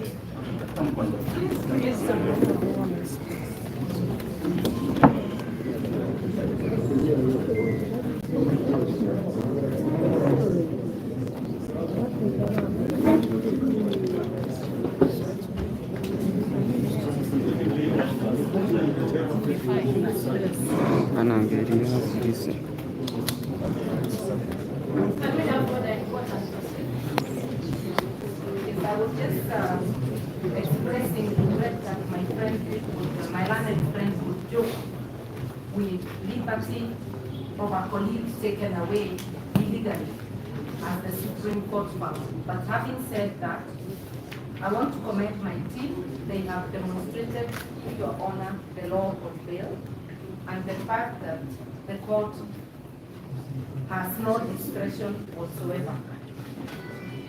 But we also want to refer you to one more case from the Supreme Court in the Foundation for Human Rights Initiative versus the Attorney General, Solicitor General, Constitutional Appeal number 3 of 2009. Yes. Katurebe CJ. Foundation for Human Rights Initiative versus the AG and SC. Constitutional Appeal number 3 of 2009. The decision is by Katurebe CJ, as he then was. He held that when an accused person applies for bail, the court retains the discretion whether or not to grant bail to the accused person, which discretion has to be exercised judicially. But now comes the most important. The only time when the court has no discretion is when a person has been on remand for the period stipulated in Article 23(6)(b) or 23(6)(c). In those situations, the court shall grant bail. I suppose the court retains the power to determine the terms of the bail. In other words, this is a Supreme Court decision, and this honorable court is obliged to follow not just the High Court, but the apex court decision.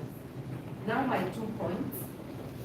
I want to refer you to the obvious, Article 126 of the Constitution of Uganda, which clearly states that judicial power is derived from the people and shall be exercised by the courts established under this Constitution in the name of the people and in conformity with law and with values, norms, and aspirations of the people. In other words, the framers of the Constitution and the people of Uganda put the trust in judiciary to advocate on these matters. I am therefore urging Your Honor, in exercising your judicial power and in giving the ruling in this bail application, to abide by the values of constitutionalism and the rule of law, and in the name of the people of Uganda, grant our clients bail. My learned friend could be submitting on record on A3, but they have a similar history of detention, not exact the same period, but anybody who has finished more than 180 days, you are obliged to release them pending their committal.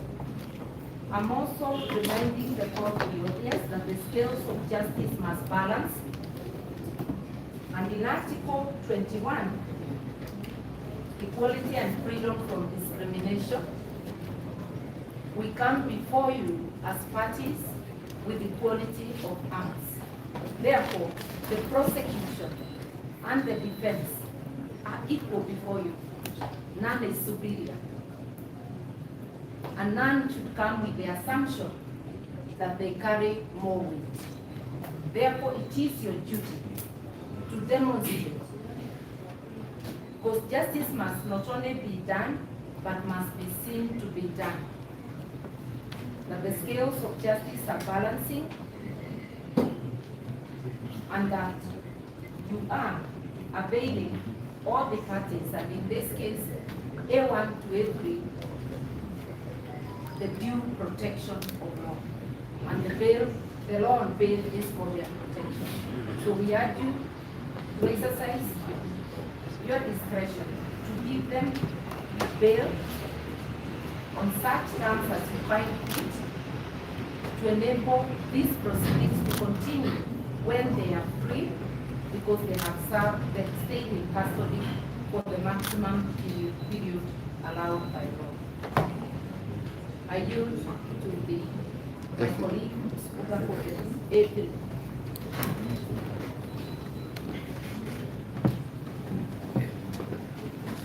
Worship.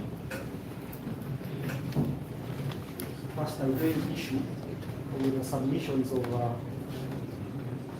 Senior Counsel Justice Kwago, Frederick Ipanga, Martha Karua, Reverend Kiza, and Brian. We contend that Captain Ola Dennis has been on demand exceeding the mandatory 180 days. Your Worship, Section 76 communicates to you and says that what happens when they present Ola to you after the elapse of the 180 days. You're only left with one option: to release Captain Ola. These are the situations where you cannot release Ola. If he has been committed to the High Court, Your Worship, Ola has not yet been committed. Or if it is in the public interest that Ola must not be released, Your Worship, there isn't any evidence that Ola is harmful to the public. Your Worship, then back to Article 126. Exercise of judicial power, which is derived from the people. Clause 2. In adjudicating cases of both civil and criminal nature, Your Worship, these cases of criminal nature, the courts shall subject the law, applying the following principles: that justice shall be done to all, irrespective of their social or economic status. My Lord, that Your Worship, Ola is a soldier. We pray that he also enjoys the liberty that is granted, couched in mandatory terms under Section 236C of the Constitution. It also further says that justice shall not be delayed. The framers of this Constitution were privy to the fact that criminal prosecution is delayed. That's why they came out with a position that when an accused person is remanded exceeding 180 days, the choice is limited. And Your Worship, I'm appealing and praying for your choice. Maybe push me to the conditions that may be reasonable to grant Ola bail. Ola is a family man. The father, actually, he has children who have to go back to school. He's not sure that they'll go back to school because their father is here. That is Ola. Any other application to keep Ola in lawful custody, we submit that it is very absurd. In fact, Your Worship, we take issue with the other submissions of the Senior Counsel. So,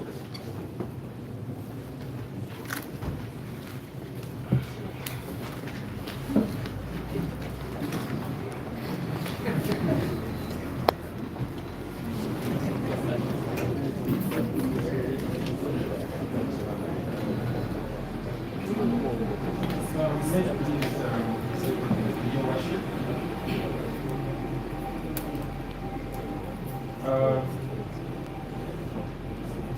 not aware of the after that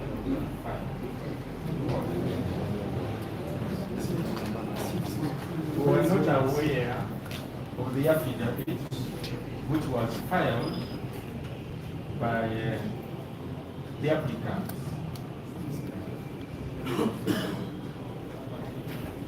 I don't know where the consciousness went because you have been serving each other. The prosecution has been making it a point to serve the defense each and everything that has been filed. That said, it is imperative, Your Worship, that you grant us 1 hour standover. We look through that affidavit and we make an informed response because we do not know what it contains. 1 hour. Look through it. Because it seems to have a lot. And it would be just fair and just the prosecution for the respondent looks at it.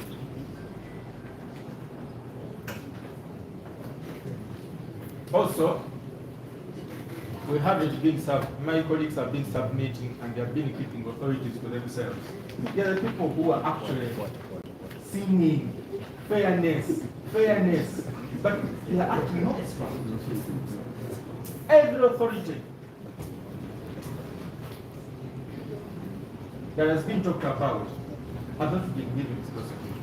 We feel that is very unfair in that regard because we believe they prepared for this application. The fact that they put in an affidavit in support, they were prepared and therefore you are supposed to prepare all the authority and also grant us an opportunity to prepare our defense in this matter.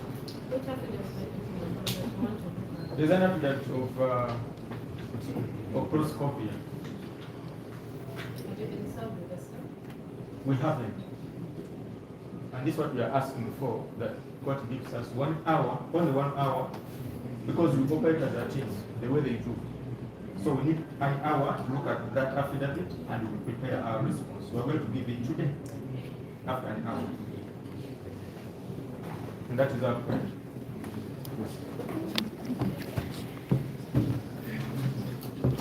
One, we are opposed to an adjournment for 1 hour. If he was talking of 10 minutes, 15 minutes, it would be okay. Because the only reference to that affidavit is to the date. A1 and A2 have been in custody, 16, from the 20th of November 2024. The contents of the affidavit were not part of this application. Because it's an application for bail. So if he wants to look at that paragraph, and I'm saying this because the court is aware that as senior counsel, I am coming from a neighboring country. I flew in today. I hope to go back later. We were in court last time. The prosecution opposed to us coming to before the court the next morning. And then after I had left, brought the amended charges. If it's about fairness, let's treat each other fairly. The only thing mattering here is the date. Your Honor may give him 15 minutes to look at the affidavit. 1 hour is too much to ask. We need to get Just to be on record. Your Worship, before my colleague responds, the last time we were here, we called adjournment so that we make this application. The person who was present representing the state was Mr. Richard Girifu. So he's aware, because the court indicated we have done for your brother magistrate, because the presiding magistrate was not available, and it was made very clear that the application for mandatory bail will be made because the accused persons had spent more than money. So that was the 21st. told counsel. The other one about the authorities. All the authorities which have been cited are versus Uganda, whereby Mr. Billy Bumbuka, representing Uganda, is a party. So it means that by default, the office which sent him argues the cases, that they are not responsible to take stock of these authorities and armed counsel aware of what we're coming to do, cannot be taken on to their feet persons. He was aware we were coming to argue just that. And that is why court will note that when my non-colleague Mr. Ataro asked that we file the proceedings application, he did not oppose because he was on notice. So his belated response, perhaps, is also courteous of counsel, probably when he's overwhelmed and concedes that the circumstances are beyond him, so that court proceeds and pronounces itself on the conditions for mandatory bail. So we do not accept the 1 hour because my colleague was aware of what we are coming. Your Worship,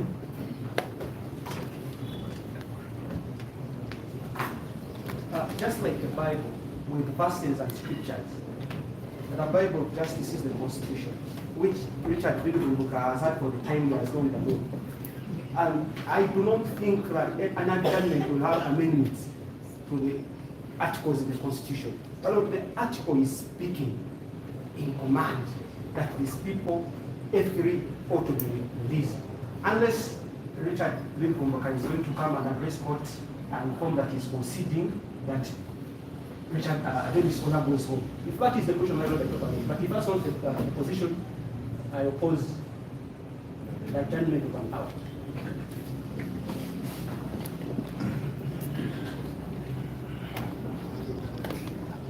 Lastly and briefly, what Mr. Billy Bumbuka Richard stated a lie to court when he stated that all the authorities that have been cited, he has not been given.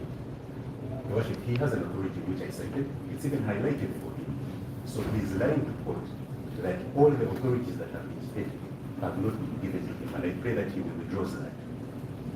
I think this is very simple. I take a notice that you have just submitted this. You have just don't you look so unfair? The rest of my senior colleagues that I can say I don't have any authority. For sure, you are not submitted. You are not given me. But nonetheless, maybe court can take a decision on that, and then we can get that.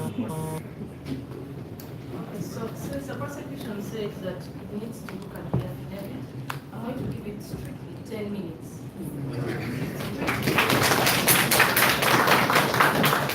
So court is stood over for 10 minutes.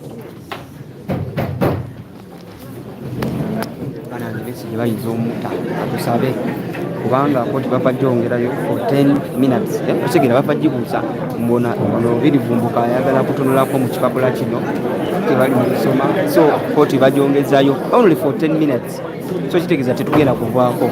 Nyongera okubajjukiza nti omusajja ono aludde mu kkomera, kkirize tugaanye aludde mu kkomera ng'entakiza Besigye ne munne Obed aludde mu kkomera for now 6 months. Kitegeera ekintu ekyo kitegeeza balina okuvaamu mateeka, kiri mu mateeka balina okuvaamu. So bwe kyolina okukola okubeera kuno Procedural Media UD mwena abagiriko mu likinga video eyo kiyambe n'abalala okufuna information. Oba ogirayikinze kitegeeza omulala asobola okufuna chance nti ategeera kiki ekigenda mu maaso mu ggwanga. Mwena mugirayikinge muliko over 200 mwena mugirayikinge yambe Evans mwebale kuba nti Evans mwebale kuba nti ogoberera Evans Media oli wankabi nnyo. Thank you so much for always keeping it extreme media UD. If it's your first time here, don't go without subscribing. Make sure you subscribe and click in the notification bell. nti obeera updated ku buli kimu kikutuusaako omulungi agiriko. Wali abuuziza nti waliwo gwe basitudde mu kooti, eri gwe basitudde mu kooti agudde munnamawulire azirise collapsing kankyogere bwentyo collapsed munnamawulire collapsing kitegeera so ne bamufulumya. He's not going to read the paper, but he's going to make a call. Other office, the Anthony General called Wanuka. Yeah, you may be right. Ongodia George, what Wagambia, omusajja ayinza okuba agenda kuba simu ye Anthony General Wanuka. Naye nga tubeereko Procedural ya YouTube, subscribing. Make sure you subscribe. If it's your first time here, please tuuze ba subscribers mukikole because and then those numbers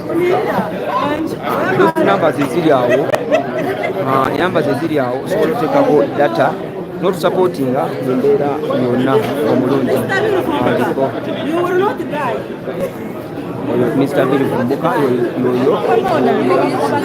yoyo our state yoyo Billy Vumbuka yagenda okusomamu bawadde 10 minutes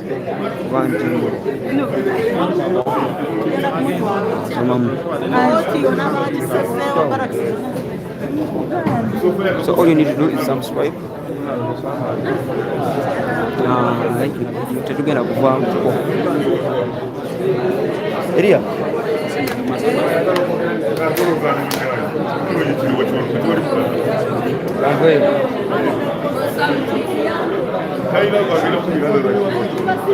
obadde ki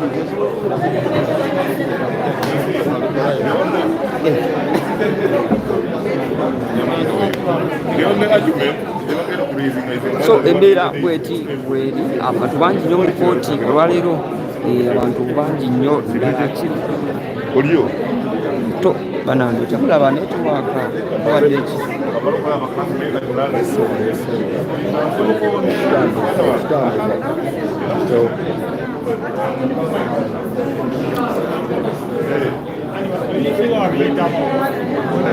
kyo kiriwo oli study kale guys, that's what's happening.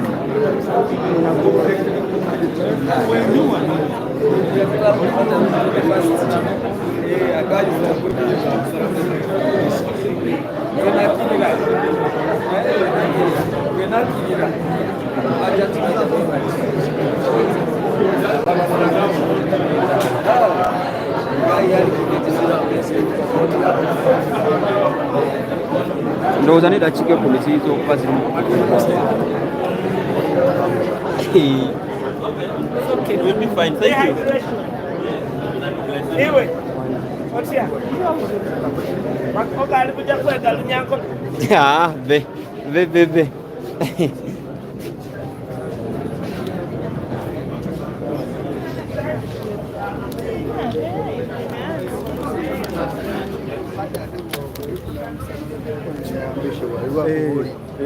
Ambition has a different values.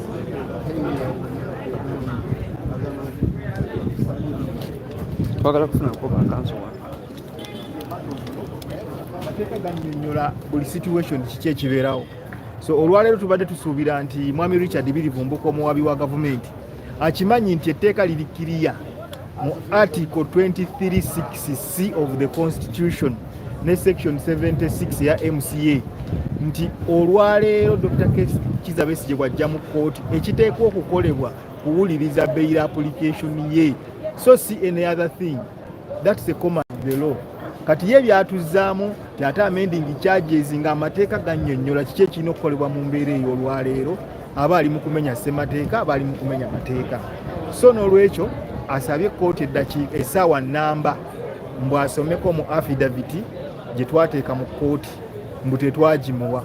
Ate ng'ekiri mu kooti si kya affidavit olwaleero, si kirayiro ekyo kye twateeka mu kooti. Nedda ekiri mu kooti olwaleero Besigye amaze ebbanga erisukka mu nnaku 180 ng'ali ku rimandi mu kkomera.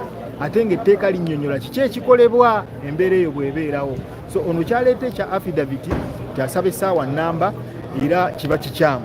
Yensonga lwaki n'omulamuzi essaawa nnamba agiganye okugimuwa n'amuwa eddakiika 10 zino ze tufulumye. So briefly in English, Council Mike Chief. Yeah, today as lawyers for Dr. Kizza Besigye and Hajo Bedutale, we have been surprised by what the state attorney is saying, that he needs an adjournment of a full hour, because we have hinted on an affidavit that we filed in court regarding our bail application. Yet he knew, and he is presumed to know, as a state attorney, a senior state attorney, in fact a chief state attorney, he is presumed to know the law, that Dr. Besigye has been in prison for over 180 days.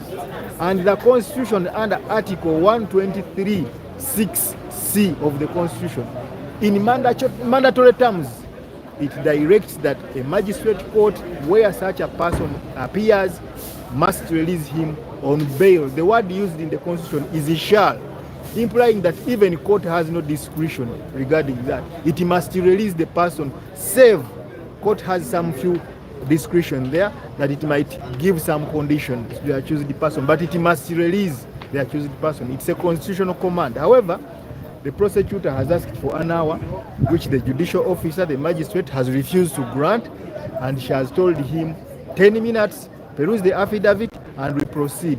You know why? This bail application is purely based on matters of law, both in the Constitution of the Republic of Uganda and the Magistrate Courts Act, Cap 18. So there is no way why the state attorney should begin asking for affidavits which are on court record. It is immaterial. He should confine himself to the sections of the law and the article in the Constitution. He doesn't need to delve into the Constitution. We have given court mandatory provisions of the law. So let him rebut that. Anyway, no wonder the trial magistrate has given him only 10 minutes to go through the affidavit as he wants for the sake of fairness, and then he comes back to court and we proceed. So we are waiting for him to go through the affidavit, then we go back to court. Katikamu South, we are coming. Just a simple message for Katikamu South. Let's first. Yeah, let me just remind my people who love me so much, people who requested me to come and stand and contest as a member of parliament for Katikamu South, people who want me to represent them in the parliament of the Republic of Uganda, that I am coming. Chintu Michael, I am coming as your member of parliament. I'm coming to stand as a human rights lawyer.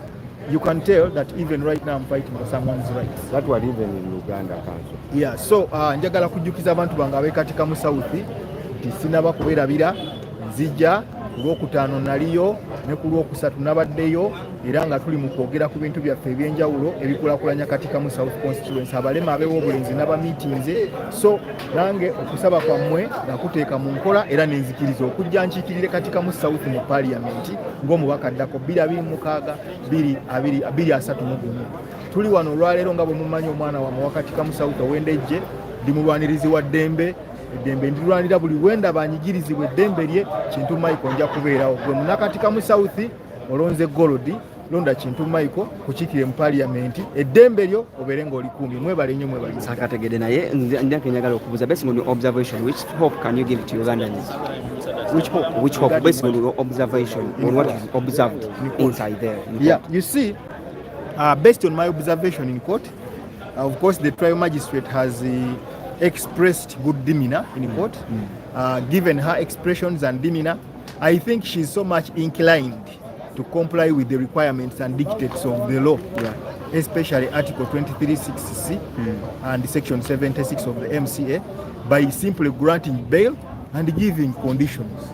However, I want to remind all Ugandans and the entire citizenry that in this country we have laws. Some of them signed by the president and ratified. However, his word is above the law. So we do not know what type of communication the trial magistrate is going to get in this break. We cannot predict. We cannot speculate. So she may, because of the power of the state, not grant this bail. That is my suspicion and what I think. Okay. Yes. Okay, briefly in Uganda.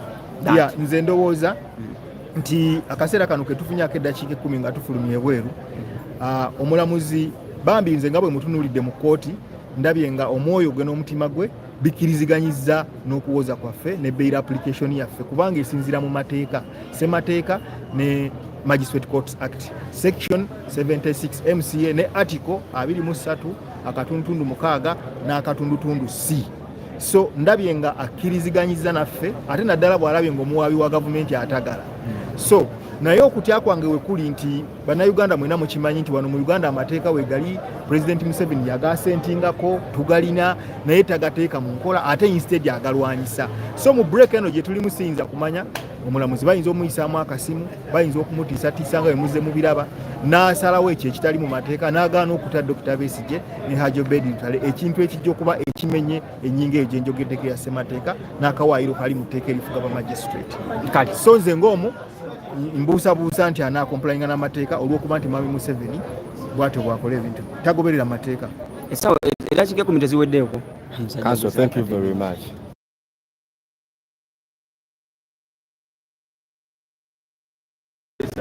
Kale banange ndowooza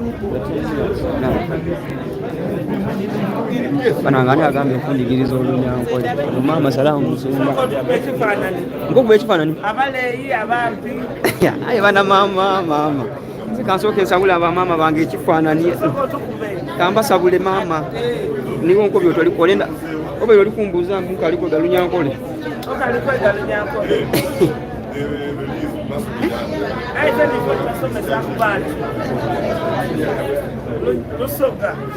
tena tujatandika basomesa olusogaani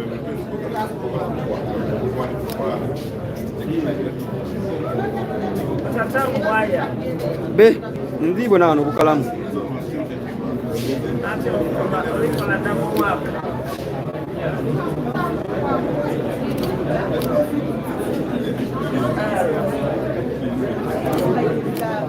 manda bubande iwe sigala omande kale salamu musumba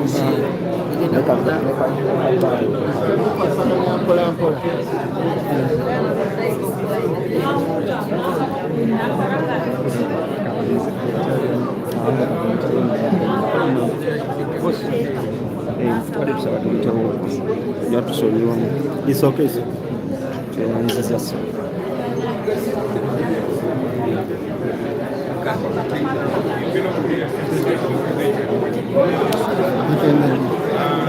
Salamu banange nakiike ku ziweddeyo akuba tukomyewo nakiike ku ziweddeyo Evans omusajja omuwulidde agala abantu abayigiza olunyankole bannanga abantu olunyankole luyigika njatandika obayigiza olusoga njatandika obegereza olusoga lyantaka naze nambatwala mu besimenti eyo mbatwala eyo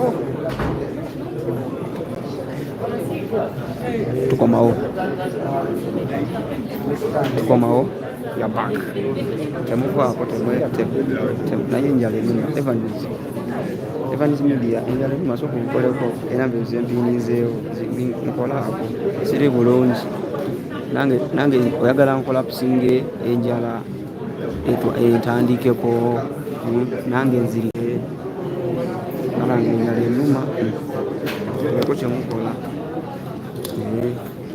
bakomyewo Dr. Besigye yapa abo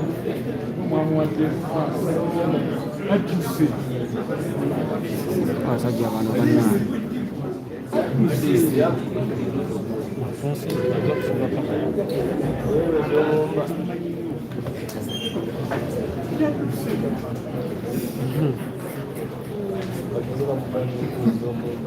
kansobiri kumbuka tali mu kulabikako izinowe yatubiseni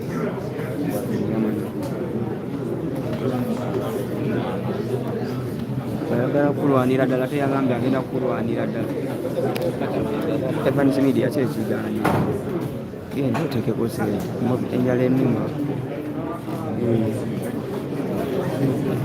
Evans enjala enuma mugire mukwatagane Benadi Paulo Wata namanya Nicholas amuhangule alampa nange soke neteke mu kibisi wali omusala mungi kitegedde ekintu ekyo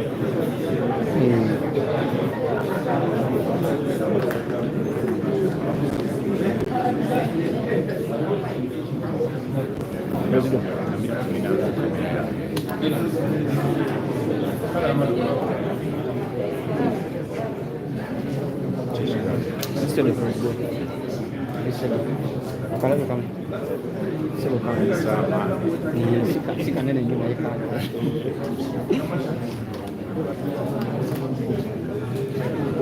Jackines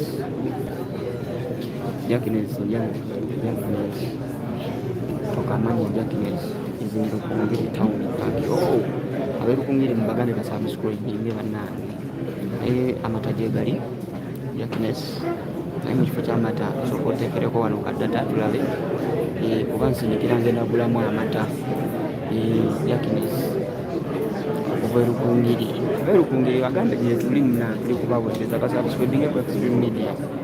God have mercy on our man. You have to be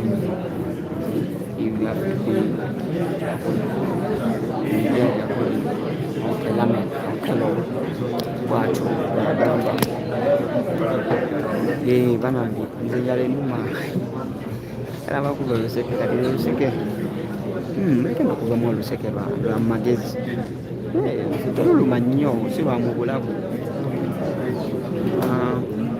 naye nga wambala okuba nti nomugoberera Extreme Media UK subscribinga likinga ate era commentinga olime kabaka John Paul Gikomani nga nze nasalawo okuba nti nombatuusaako buli kimu kyolina okuba nti otegeera whatever you want to know Extreme Media UK tubeera tukuweereza paka kubuulira subscribinga likinga ate era commentinga tukikole mwena abakiriko kuweza basubscribe 30k because we are looking forward to kuweza 30k tulina kumanika kati so bwoba tona bakusubscribinga get some vibe from some of you players some of you alina okwogera nga kooti ewedde uno waali oyo waali semujuuyo oyo naye tasobola twogera kati sawa birivumbuka oyo akomyewo birivumbuka oyo akomyewo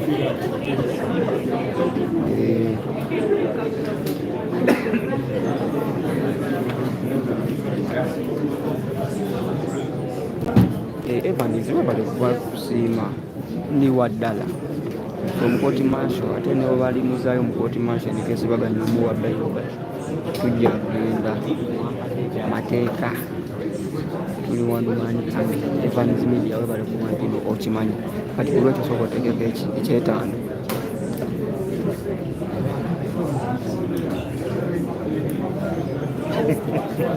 Sorry.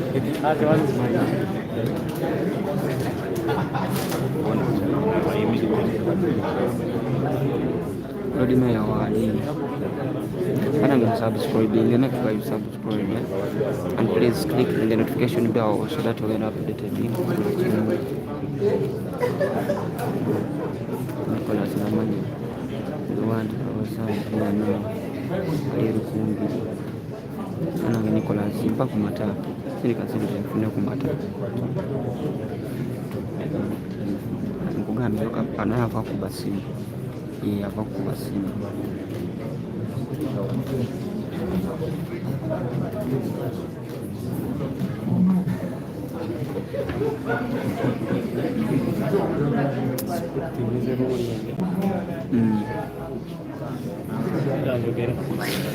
abantu abano okwogera jakwogera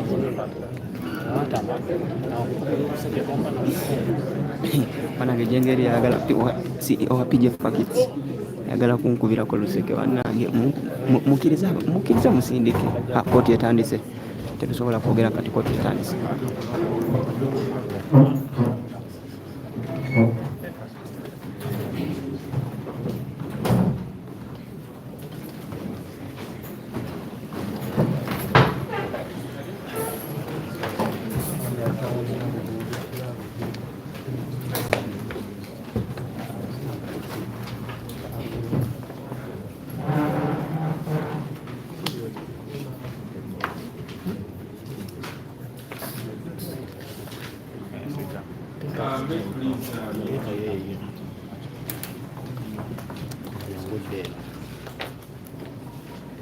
Since we never filed an reply, I pray for legal response to reply to the application.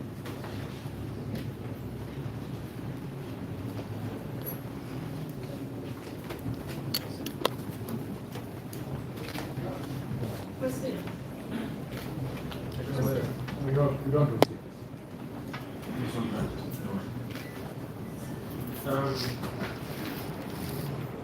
Your Worship, the applicants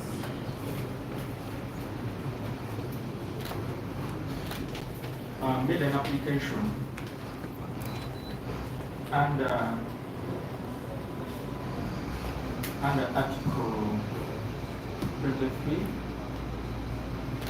6C.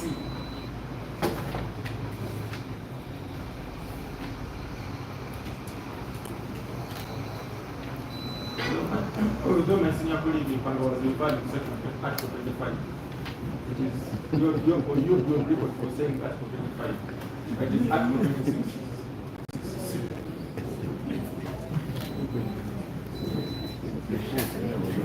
I thank you for the correction. No worries. Their argument is that the applicants have been on remand for over 6 months.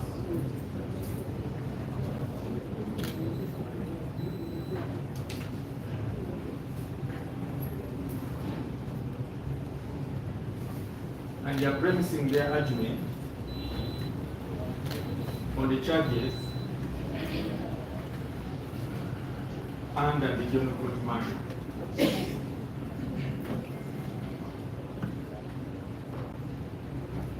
Where the first two applicants, that is Lieutenant Colonel Dr. Chiza Lesite and Haj Obed Tutale,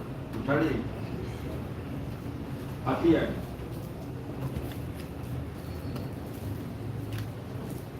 on the 20th of November 2024.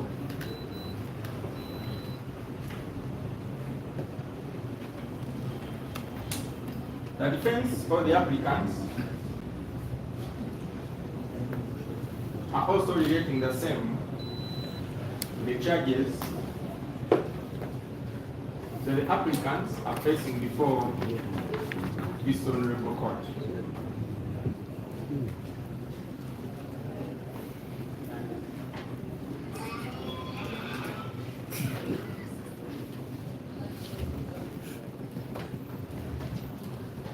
Article 23(6)(c), which is the basis of this application,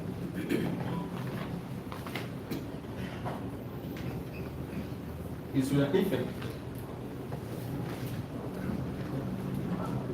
that where a person is arrested in respect of a criminal offense, and in the case of an offense tried only by the High Court, if that person has been remanded in custody for 180 days before the case is committed to the High Court, that person shall be released on bail on such terms as the court considers reasonable.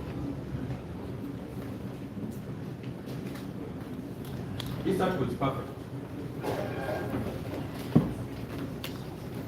However, it doesn't apply in the instant case.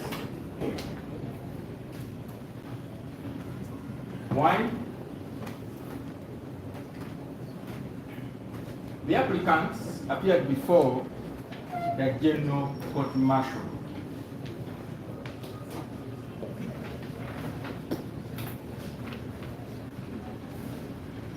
On charges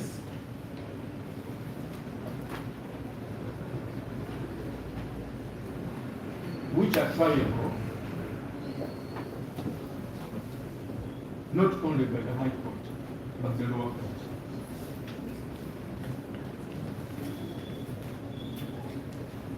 That one collapses the application, because the article is very clear. Only, let me repeat it, if that person has been remanded in custody,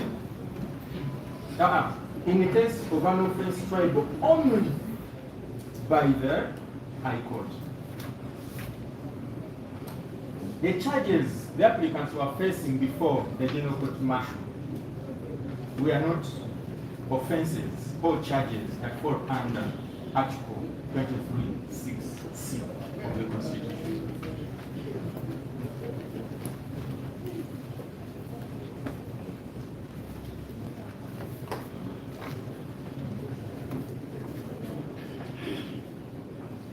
In other words, it is only the charges which the applicants are facing before this honorable court that apply under Article 23(6)(c). This is a total misinterpretation of the Constitution by the defense.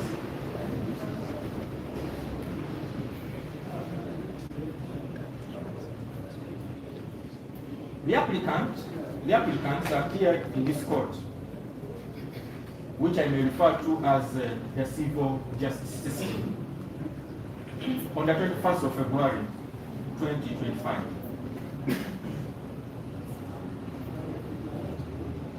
And this is the legitimate charge which this honorable court has jurisdiction over on the 21st of February 2025.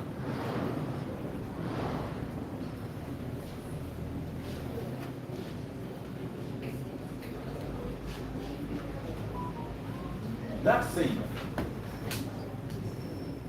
even if the applicants were facing charges that are referred to under Article 23(6)(c) of the Constitution,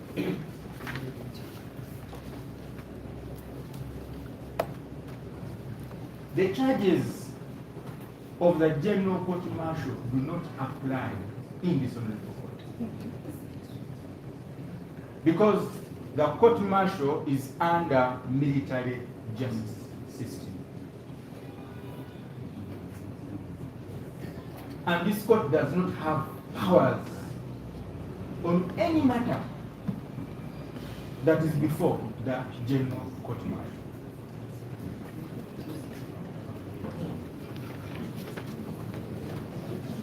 The same applies to DPP, the Director of Public Prosecutions, whom I represent today.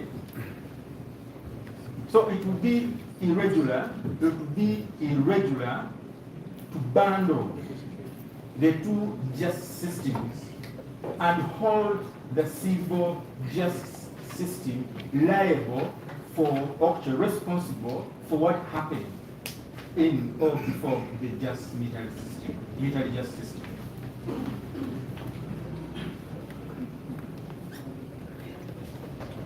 As if that's not enough,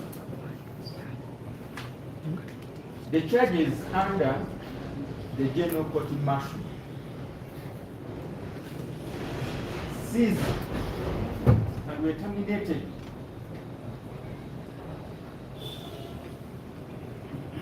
by the constitutional ruling of the Supreme Court. In other words, DPP never inherited any charges which were instituted before the General Court Martial. DPP initiated or directed for fresh and new investigations, which are the basis of the charges that the applicants are facing.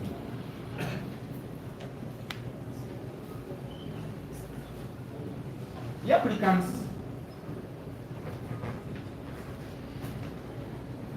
furnished this court with a copy of the charge sheet, which was before the General Court Martial, and I believe this court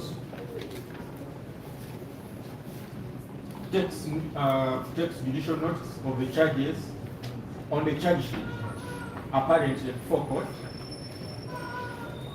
And if that is the case, court may realize that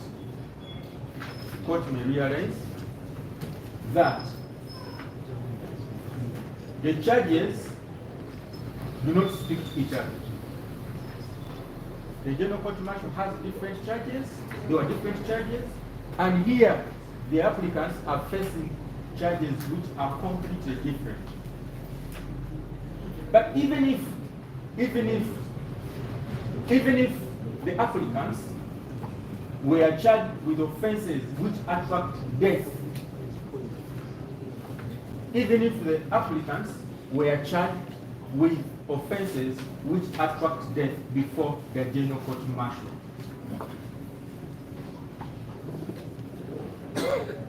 the civil justice system where this honorable court falls does not have jurisdiction and does not enforce the UPDF Act under which the applicants were charged. So that makes the two completely different.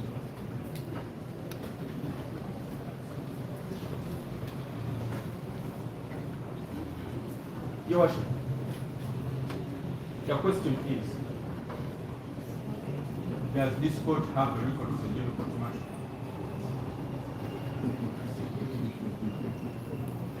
And if it is true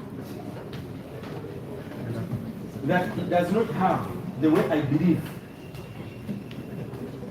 then this court, where does this court get the moral and legal authority to be bound by proceedings which are not before it?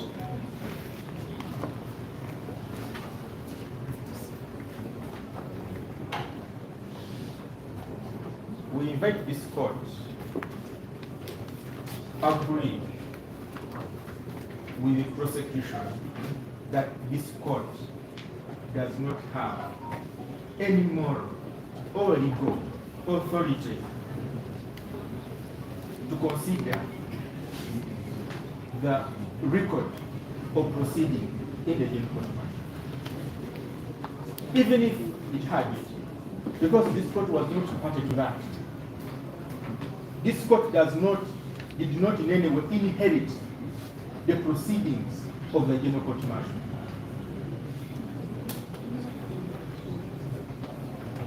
And I beg also to question, ask again,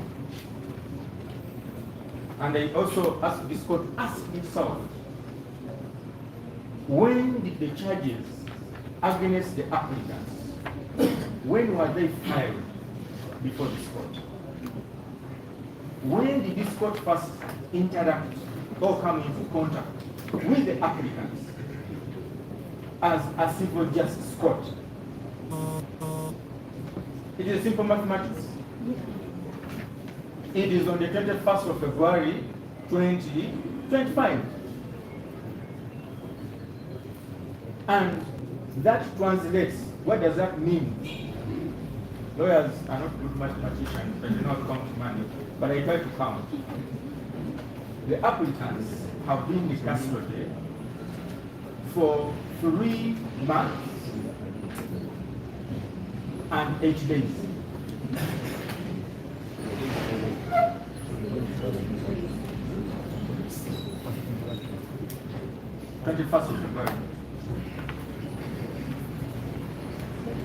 So they have been, before, they have been on remand not more than 4 months. To put it that way, generally.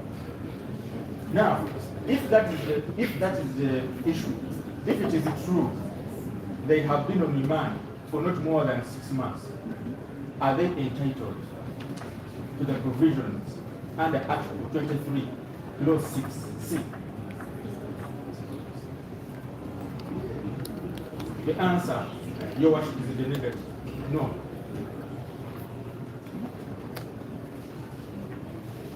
And if that is the issue, the other question is, wasn't this a misinterpretation of the provisions of that article by the defense?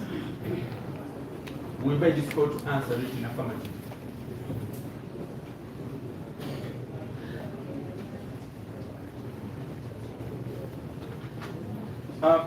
Your Worship, we do appreciate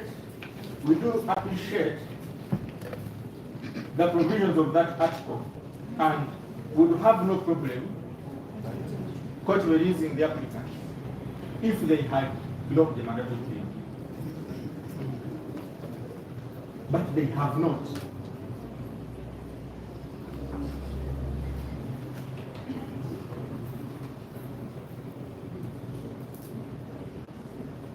This court would have assumed the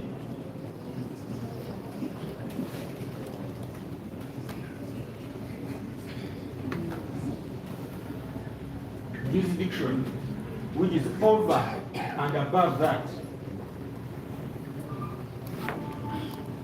it has in the civil justice system. My brothers quoted several authorities in that regard. They quoted so many cases. It is a submission that prosecution agrees with the defense that this court is by law supposed to protect all the rights of the applicants before it.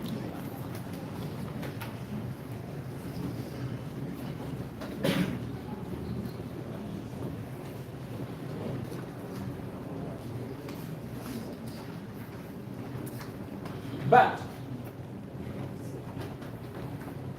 court should not also have this matter handled on a matter of technicality, as it was submitted by my colleagues under Article 126(2)(e) of the Constitution.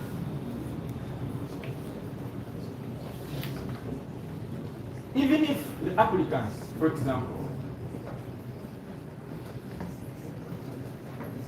if I'm to play a devil's advocate role, even if the applicants had clocked mandatory, prosecution duly noticed, put the defense, the applicants on notice that they are ready to commit the applicants. They are on notice. That mere notice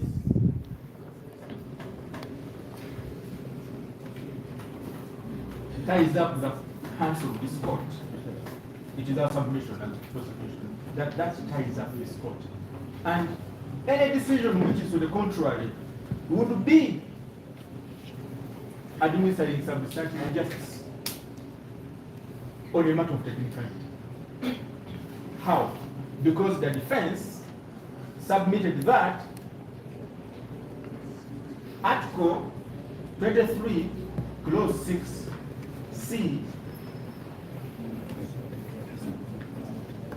applies instantly, and that court cannot do anything else for as long as the accused person or the applicant blocks mandatory period.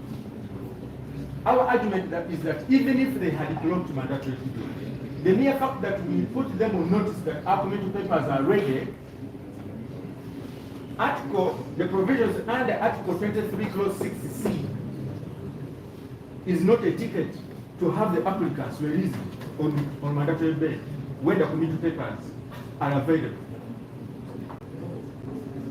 Because the issue then is, what is the substantive justice here? The substantive justice here is to have an expeditious trial of the applicants, which can only be done after being committed to High Court.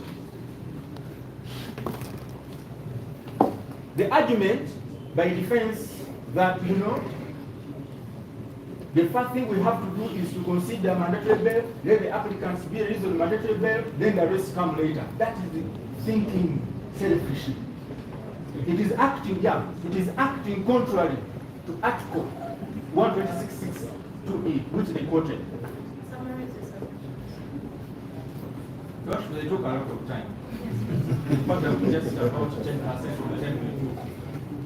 So it is a submission, Your Worship, that this court disregards and dismisses the application by defense on the basis that This court has no control over matters for general court martial. They have not blocked mandatory period of time. The fact that they were remanded on the 21st of February 2025. Because this application, Your Worship, is in bad faith. It is in bad faith, especially given that the committee papers are available. We are ready to commit. We have been on record several times, and we have submitted that the defense has been assisting prosecution to delay the prosecution of this matter by using all the tricks available, all tricks that are actually at their disposal to ensure that they frustrate the process. They should have been the people who should be agitating for an expeditious trial, But now they are speaking the other language. Because as prosecution, we believe that now that our committee papers are ready, it doesn't make sense to have the applicants released on the mandatory. It is our prayer that the accused persons or the applicants be committed and have the matter expeditiously tried, because we are ready. We beg this court to dismiss the application. They are tempted with that in this application. So,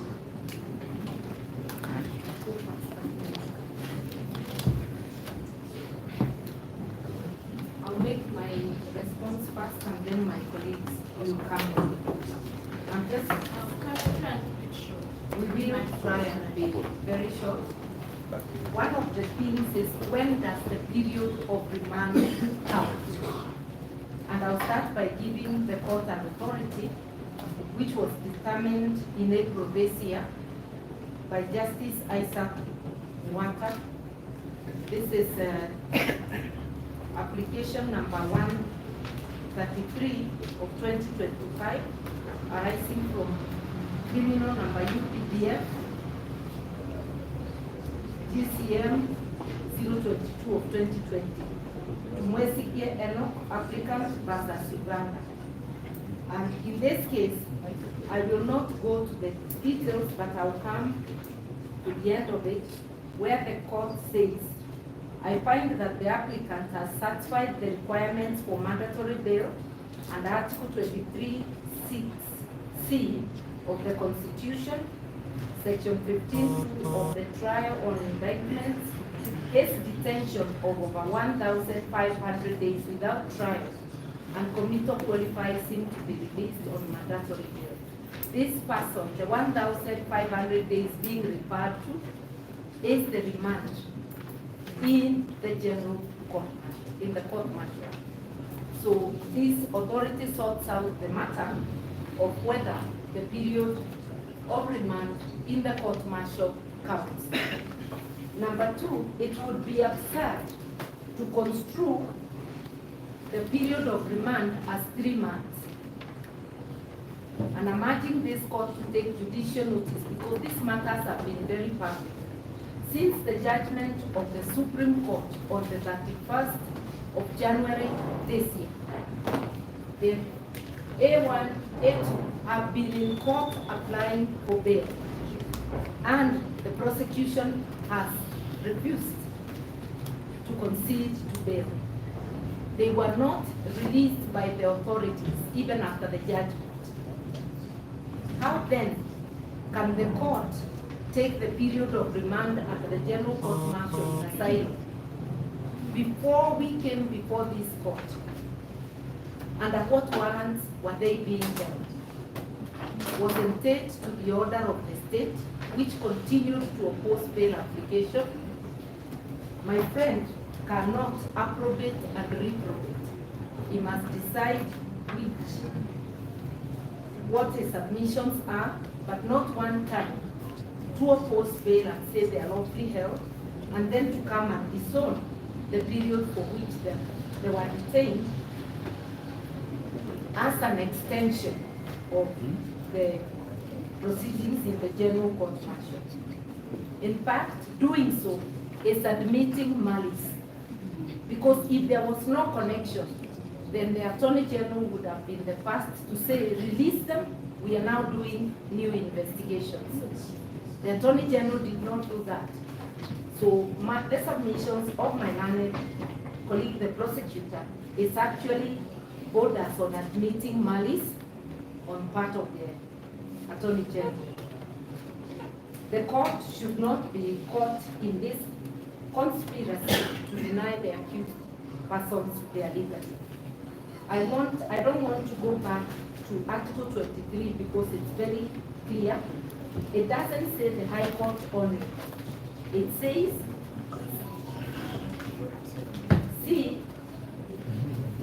B says, in the case of an offense which is triable by the High Court as well as by the subordinate court. These committal proceedings are part of the trial.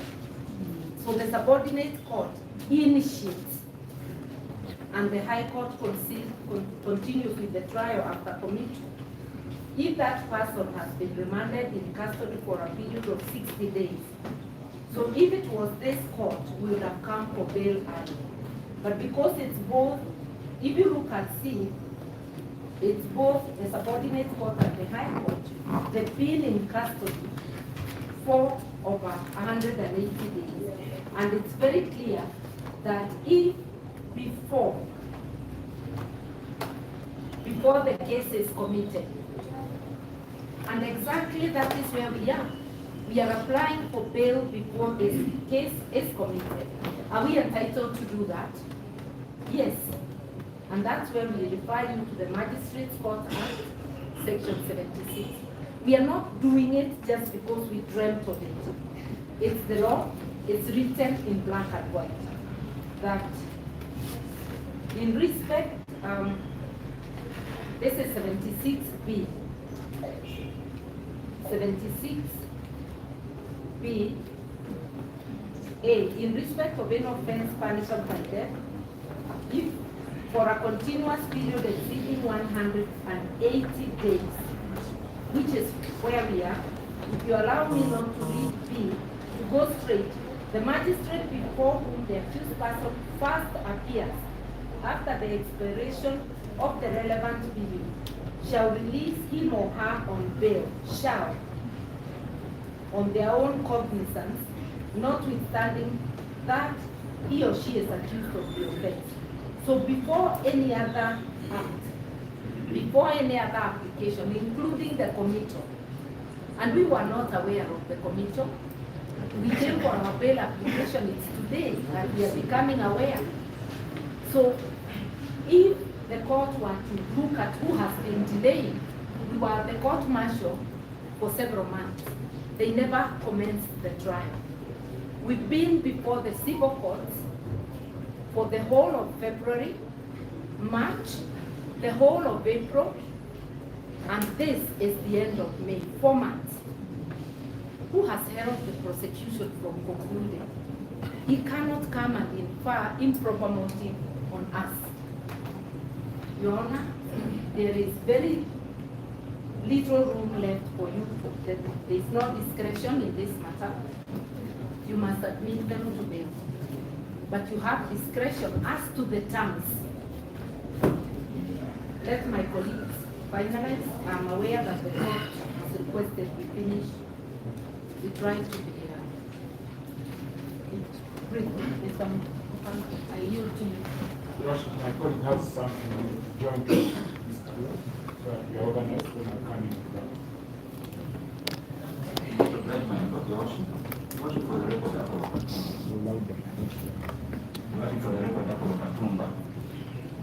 Lordship, to clarify the authority that was shared or that has been submitted on my senior counsel, Martha Karua, under which the High Court released the person this April on 17th of April 2025 on bail. The person who had been remanded by the court martial, as it then was, for 1,500 days, that is 4 years. The court was presented with the same argument as has been presented here, that days of the court martial should not count. And my Lord, Your Worship, the court in debunking that argument used section 17 as then was. Your Worship, that section is the equivalent of Section 9 of the Magistrates Courts Act, under which this court is set up. And Your Worship, for clarity, I will read verbatim. Right, Your Worship.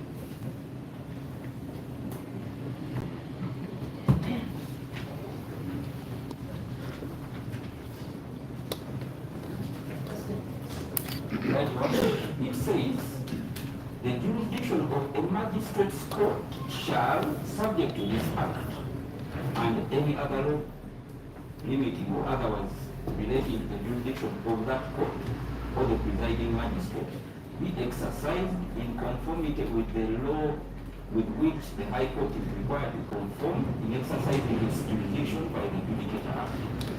Your Worship, Section 17.2 provides for the inherent powers of the High Court. And this section is telling you that you have the same power. Your Worship, in applying that section, the judge here said, and Your Worship, again I will read for clarity. At page 5, Your Worship, of time I've rushed, that is paragraph 4. The court said, where a civilian was initially charged in the former court martial, any subsequent bail application falls within the jurisdiction of the ordinary courts, and an accused is at liberty to exercise that right to apply for bail.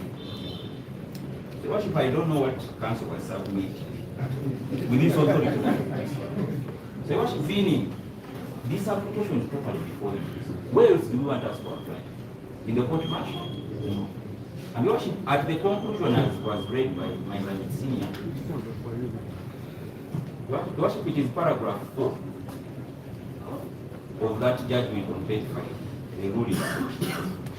After that finding, the court went on to find that all the 1,500 days spent on remand on account of the court martial were actually days that were counted. And the court counted them and released the person on bail.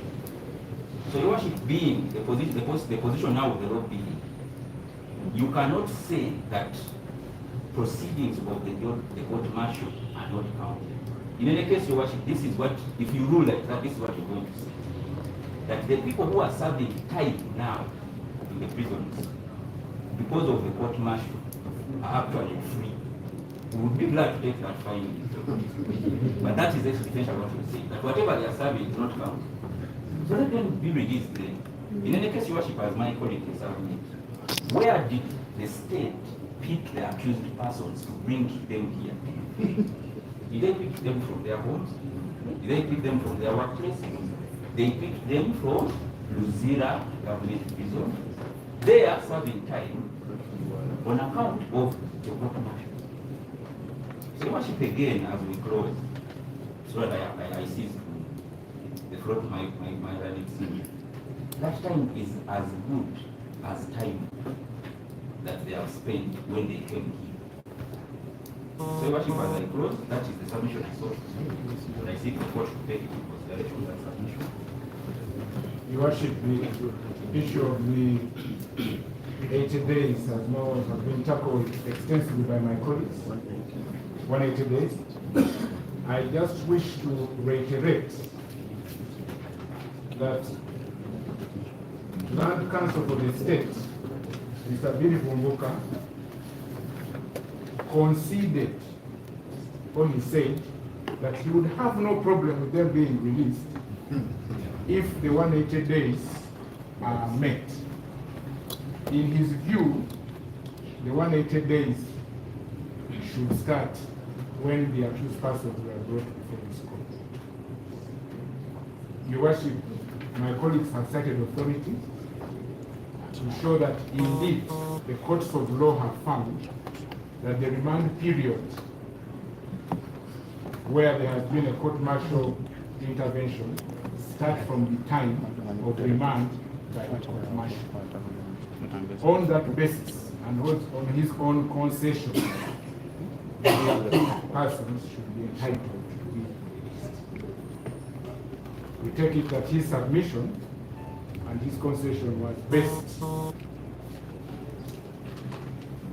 on circumstances where he was not alive to that decision, but it clears him, lest he's taken to have allowed to have them released. He said, I have no problem if they have clocked the mandatory period, but they have not, because he said it's the magistrate's court, but that decision have been cured by the higher court. The second one, my land friend, Mr. Billy Bumbuka, alleged that the DPP brought new charges. He did so in an attempt to nullify the custodial condition in which the accused persons are placed. Your Worship, under the Evidence Act, we are alive to the fact that the court takes judicial notice of documents on the court record.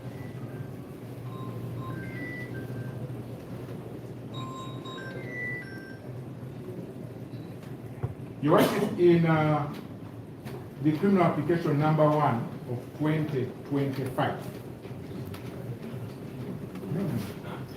I'm referring to my colleague is unhappy, but I'm referring to that notice of motion, which, Your Worship, was endorsed by the Chief Magistrate. So it was owned by the court. It is a court record. But did I submit on this? We don't do this. We don't do this. I request that he listens to me.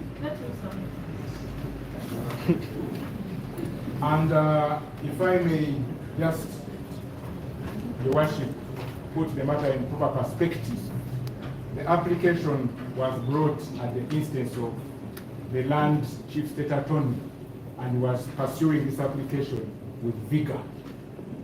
So he's alive to this application. It was an application to access, and he brought it up.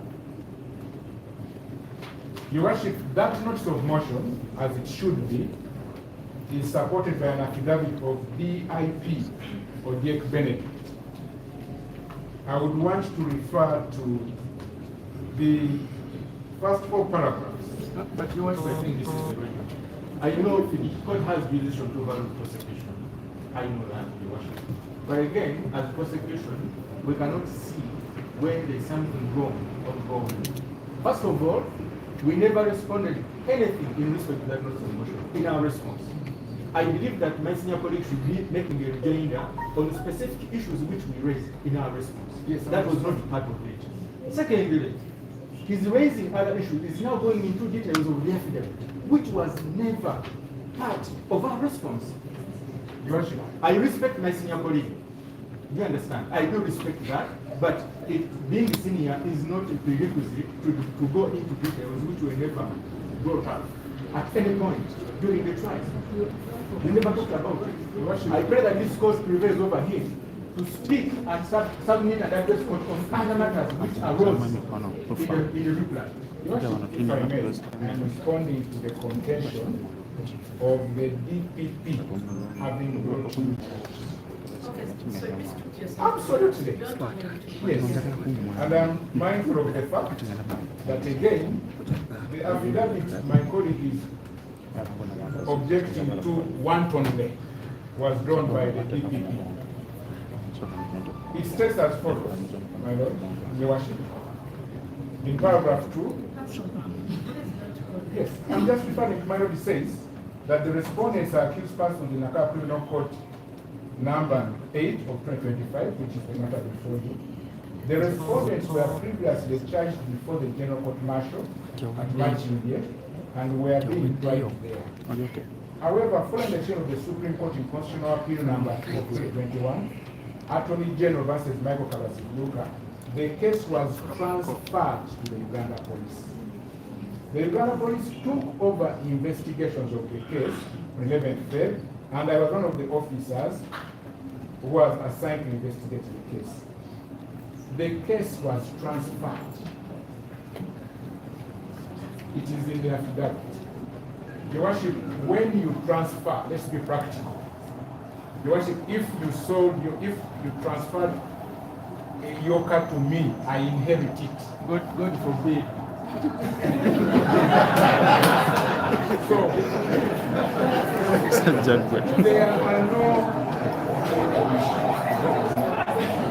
there are no fresh charges. As a matter of fact, and my learned friend referred to the Supreme Court decision. The Supreme Court decision actually directed that the files be transferred. It did not direct that those charges be dropped and fresh charges brought. So it is coming as a transfer. It means that the process is continuous. He cannot allege that these are new charges. The transfer, incidentally, and I reckon my colleague knows, is a simple English word, not a legal one. The matter acquires a new conductor. We had the conductor in the General Court Martial. Now we have the conductor, fortunately or unfortunately, who is Mr. Bilifu. And which was a transfer. And which dictionary? The other one, indeed. Your Worship, in trying to disparage that article, he said it's not applicable because of the charges. One of the charges against the accused persons in the General Court Martial is the offense of treachery, which under Section 129 of the UPDF Act, the penalty is death. Applying it, I don't know the Latin word where I should be mutantis mutandis, but transferring it means that it is an offense because of the penalty, which cannot be tried by a magistrate court. It can only be tried by the High Court. And Your Worship, it should be remembered that before the decision of the Supreme Court, the General Court Martial insisted that it was equivalent to the High Court, i.e. it was the High Court of military law, only that now it was charging civilians. It is therefore a lame argument for my colleague to contend that because it says High Court only, and referring to that Section 9, this court is bound not to be mechanical in approach. If an offense in any other court has a penalty of death, it means that if it is transferred to the civilian dispensation, it can only go to the High Court. It therefore becomes an offense which can only be tried by the High Court in its original jurisdiction. As I wind up, Your Worship, my Lord, Your Worship, Mr. Billy Bumbuka tried to convince you not to refer to what we had said because the record of the GCM was not here. But in his opening remarks, he said that the accused persons were arrested in November and arraigned in the GCM. He did not furnish a copy of the record to support his allegation. So I don't know whether his submission is gathered from the sky or whether it should only be taken when he submitted. It is not denied, and my worship, it is in the affidavit which he responded to. In paragraph 3, the affidavit of Procodia Kumihira, which hasn't challenged, that in fact they were taken captive on the 16th of October and produced in paragraph 4 in the GCM on the 20th of November. Applying the decision of Mr. Justice Mwata, the period of remand then starts to run from the 20th of November 2024. Your Worship, again, my colleague referred to Article 26.3 not being applicable on the premise that the committal papers were ready. The plain reading of Article 23(6) says before committal. It doesn't say before availability of committal papers.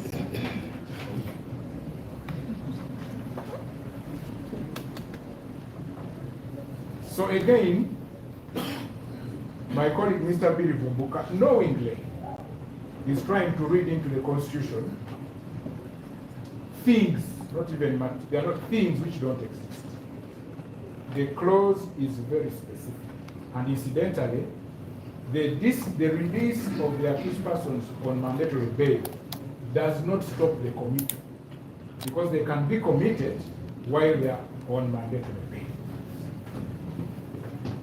So there will be nothing to stop this court from releasing them on mandatory bail, as they are now entitled to, and then they return to court by its directions for committal. And Your Worship, that could be one of the conditions. We release you today, return tomorrow for committal. It is within your power. It is not within the wishes of Mr. Billy Vumbuka or the state. Your Worship, I conclude, because sister and brother magistrates have declined to grant this order. They have shied away on the basis of matters being of a capital nature. Others have shied away on the basis of fear of what will happen if accused persons rightly entitled to mandatory bail are released. Your Worship, decisions of this nature in these times can be challenging, but that is why we are in a court of law.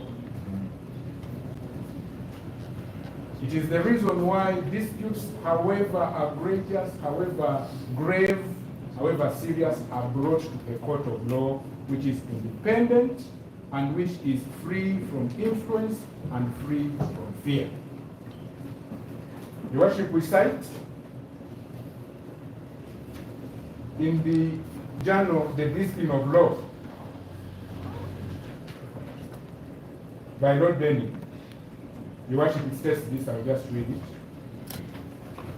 Just to comfort the court that despite the circumstances, it is bound to exercise its duty. That if the powerful still abuse their powers without restraint, it is thanks to the dominant influence of timorous souls. Timorous souls, my Your Worship, speaking to judicial officers or courts who shy away, exercise the power granted by them granted to them by the Constitution because of fear. Bold spirits will not let such abuse stand. Any rule of law which impairs the doing of justice, they will do all they can legitimately do to avoid that rule.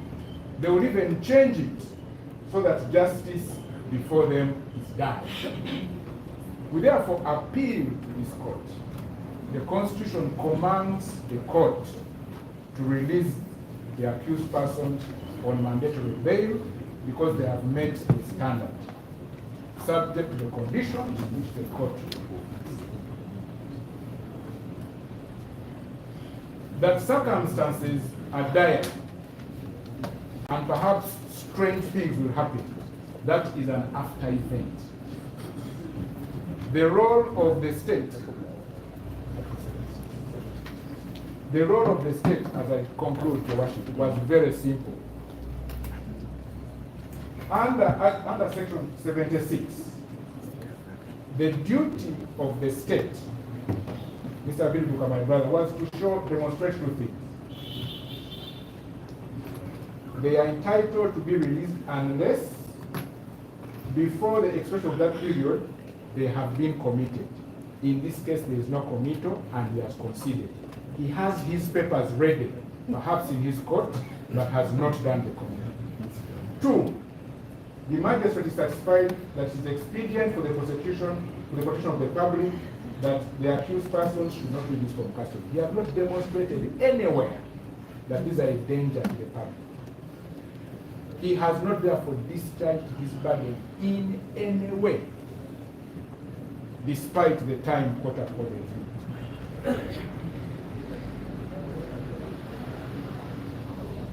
In any event, your brother magistrate allowed the public to interact with the accused persons, and they were not endangered. To the extent that Mr. Biribumbuka has not done anything to dispel or to prove this guilty, it is our prayer that the inevitable must happen, that the accused persons are released on mandatory bail, subject to the conditions which the court shall fix. Your Worship, we beg no indulgence. My colleague holds a firm view that there's something they haven't covered, just to afford him 1 or 2 minutes to cover that.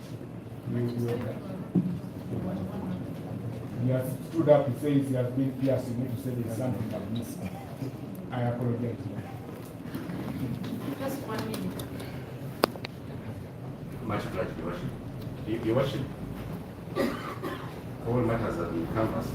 I would just want to add in reply to Mr. Biribumbuka's contention that state is ready to commit, and therefore it should be reasoned as to why the court should not admit the applicants on bail. I think it should be very clear, otherwise you have nothing to say. My argument was clear.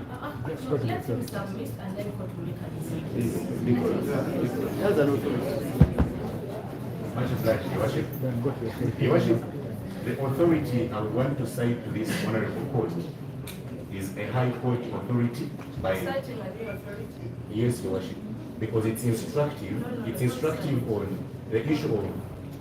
Your Worship, if I may, it's instructive. The authority is instructive, and I can yet only submit an authority report. It's instructive on the issue of the prosecution being ready to commit amidst a bail application, a mandatory bail application.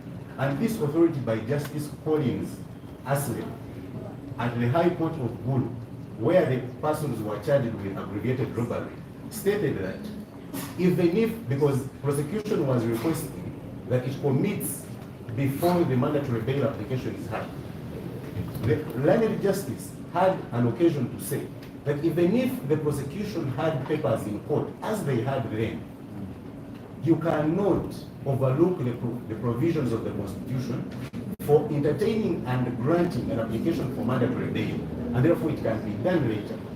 And I pray that this authority is admitted, for it's of binding nature to this honorable court, for it is a high court authority. And the authority is Andrea Charles and others versus Uganda, miscellaneous criminal application number 3 of 2024 at the High Court sitting in Bulu, in Arua. Your Worship, we shall provide the authority.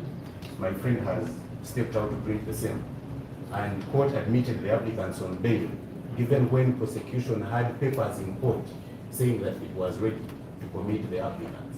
Much obliged, Your Worship. Your Worship, we shall use less than 2 minutes. And in these 2 minutes, granted last year, we shall instead characterize the submissions of Richard Biribumbuka and those that suffer from lack of focus and clarity. And also outrightly, we associate with the submissions of Islamic Council, Martha Karua, and Frederick Mpanga, and other councils also submit. With the leave of court. No. No, court is the No, I'm not granting that.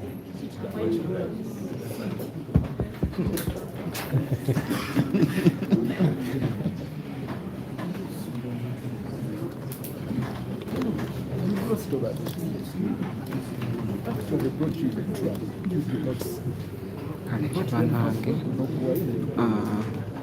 tuli mu kulinda kati mulamuzi amaze okuwakana olulimi lw'abalooya kati we are waiting for the judge ayogera ekisembayo.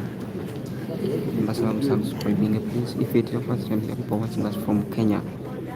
If it is your first time to watch Extreme Media UK, please you subscribe. Yeah, make sure you subscribe. And Besigye dakiika zetuva okuba ku period gyetutandikiddeko ndaba nti ne data yandibanga ali mutuwoninga kuba tugulirayo and 54 minutes already. Kirabika data ali mutuwoninga. So kyembadde nteesa kyekino yenna Good Samaritan ayambe ataase eggwanga muteeke ku namba ezaawo waggulu zempinginzeewo tusobole okumalako n'ekooti eno kubanga tukeze tugaanye data bampoonyeze nange bangulire ku data ne Pidgfax mungulire ku data.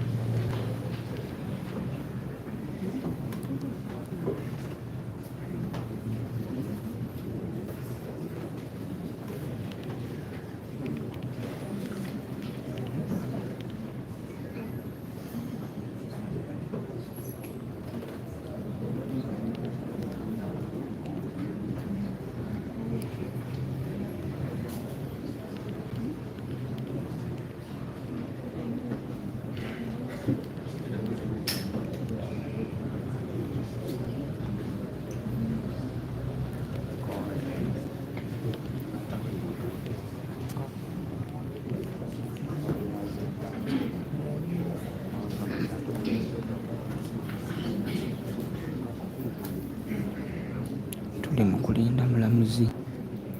We are waiting for the judge.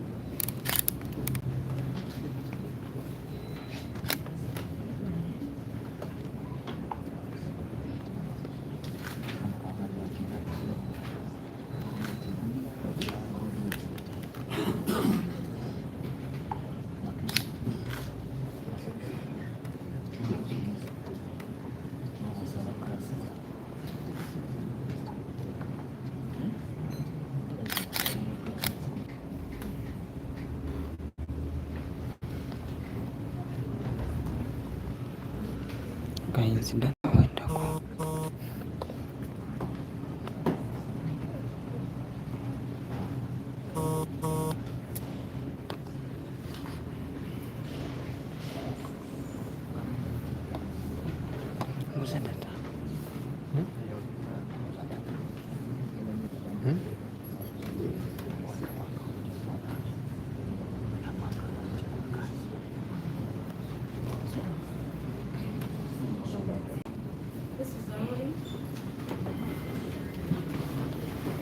banange data aweddeko mumpe ku data.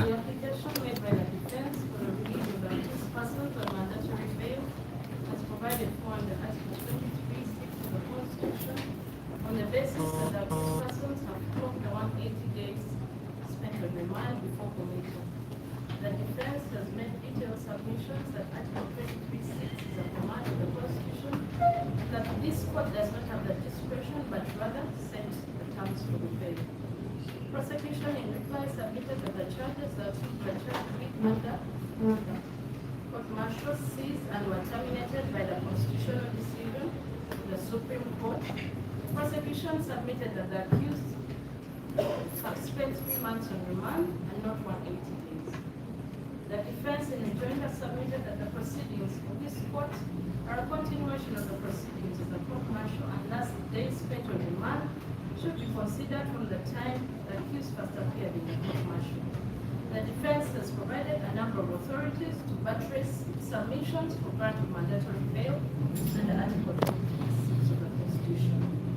This court is mindful of the provisions of the Constitution, Article 26. However, this court also takes cognizance of the Constitution bail guidelines for courts of judicature 2022, which commenced on 28th June 2022. The charges that accused the charge with a capital in nature. Practice direction number 10.3 of the guidelines provides that for avoidance of doubt, mandatory release on bail for offences triable by the High Court of the Constitution and Article 26 of the Constitution shall be granted only by the High Court.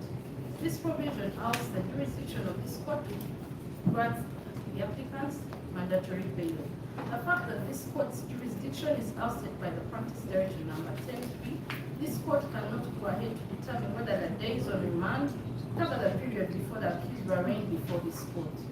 I wish to also add that all the authorities cited by the defense are authorities of the High Court, which granted mandatory bail in capital offences, which is well within its jurisdiction as per the bail guidelines. For the above reasons, this court lacks the jurisdiction to grant the applicant's application for mandatory bail. The applicants can apply to the High Court for mandatory bail.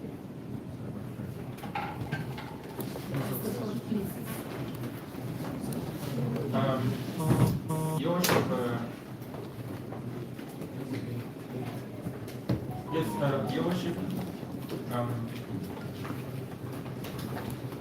as prosecution, Your Worship,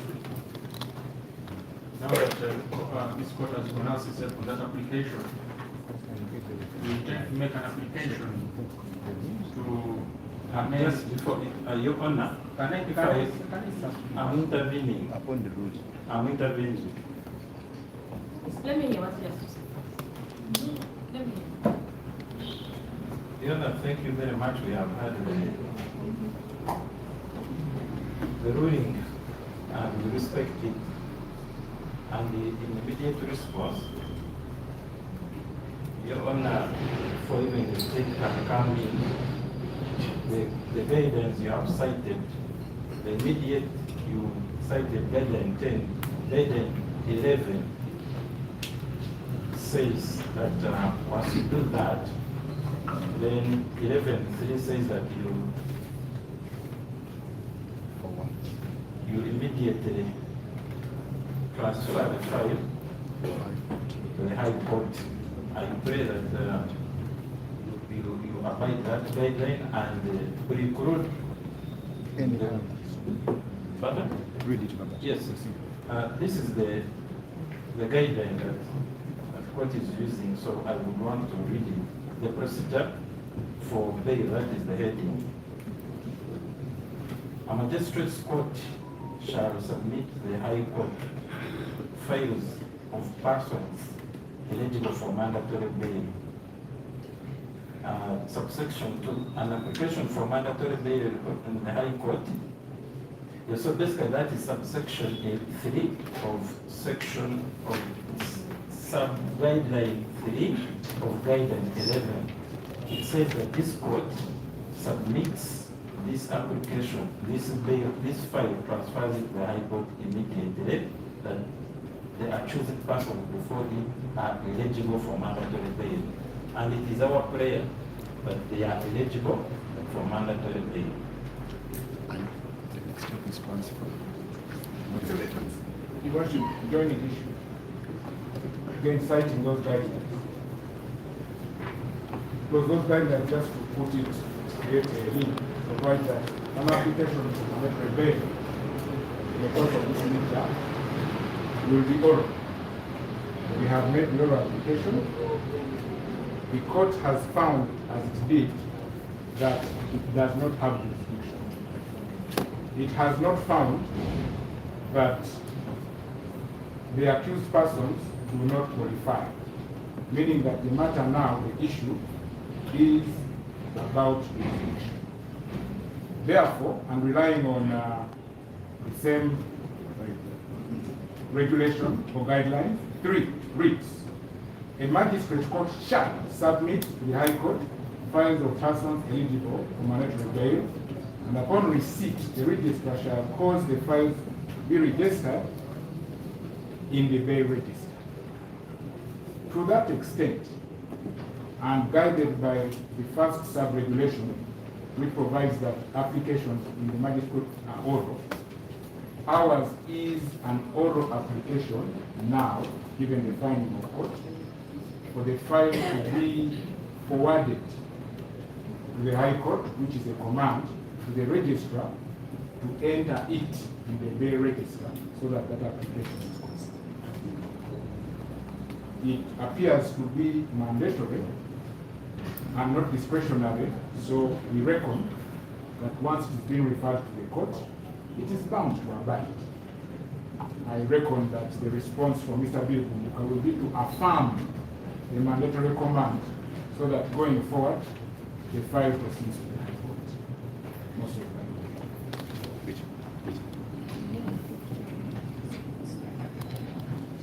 Much obliged, Your Worship.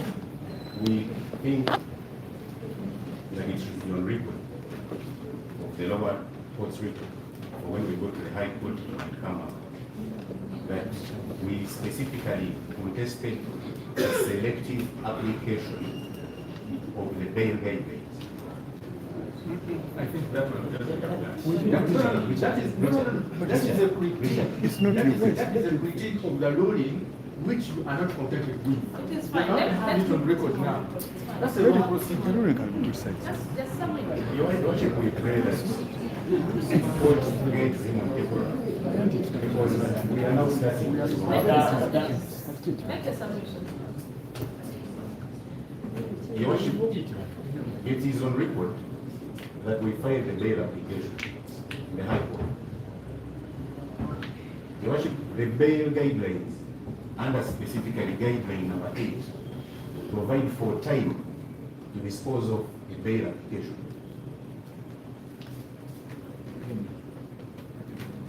Your Worship, it's now 1.5 months, which is over 30 days Yet in the bail guidelines, they clearly state that a bail application shall be disposed of within 30 days upon its filing.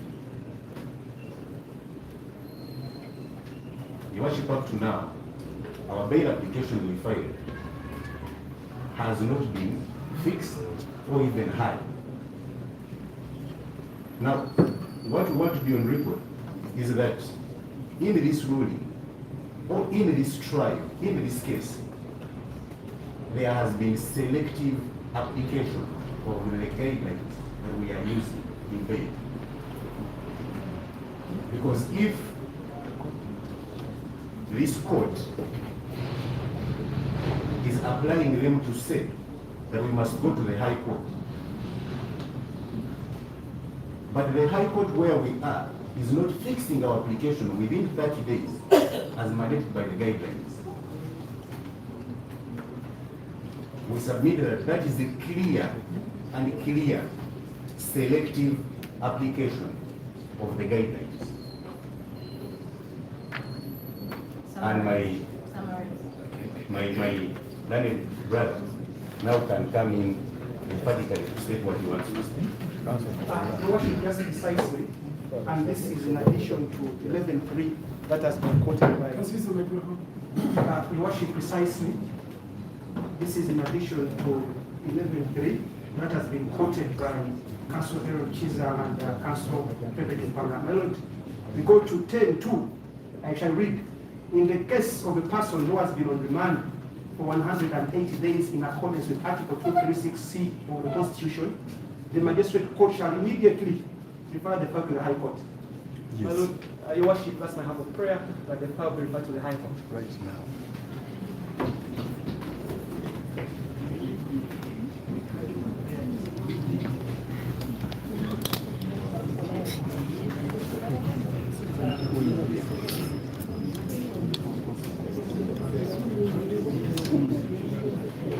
Your Worship, again, this is a total misinterpretation of the provisions that my and the colleagues are relying on. One, for a magistrate to refer a matter to High Court in case of mandatory bail, that court must have pronounced itself on the fact that the applicant or the accused person has clocked mandatory bail in custody, which is not the case in this regard. It is not a duty of this court to pave way for the release of the applicants. The applicant has a fleet of senior lawyers who can move High Court in this regard. There is no basis for this court to refer this matter to the High Court because the applicants have not clocked mandatory period in custody.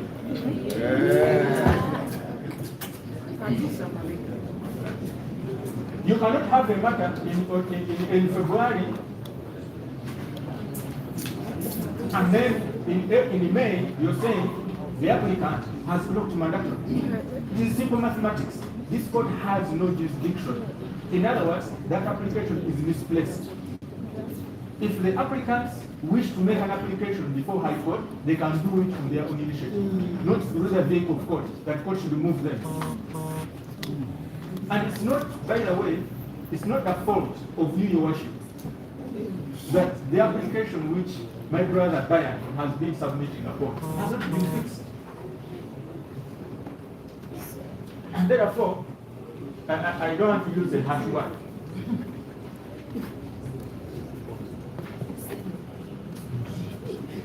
I want to use it. But it will be, but what shall we give them a lot of time? When it comes to me, you give me one year. Speaking says,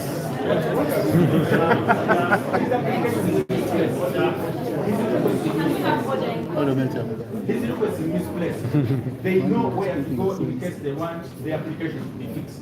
In summary, Your Worship, I pray that you dismiss that application and we proceed.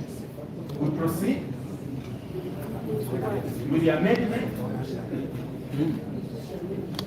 on the charge sheet and other processes for today, as prosecution actually addressed.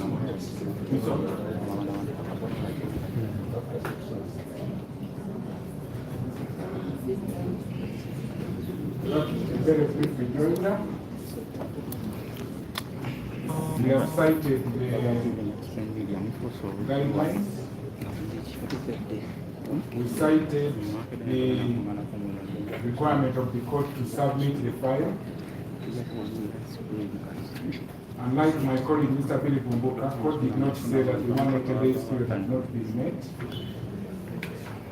But Your Worship, touching from 3, where a magistrate shall submit to the High Court files of persons who are eligible for monetary bail, and upon receipt of the register shall cause their files to be registered in the bail register.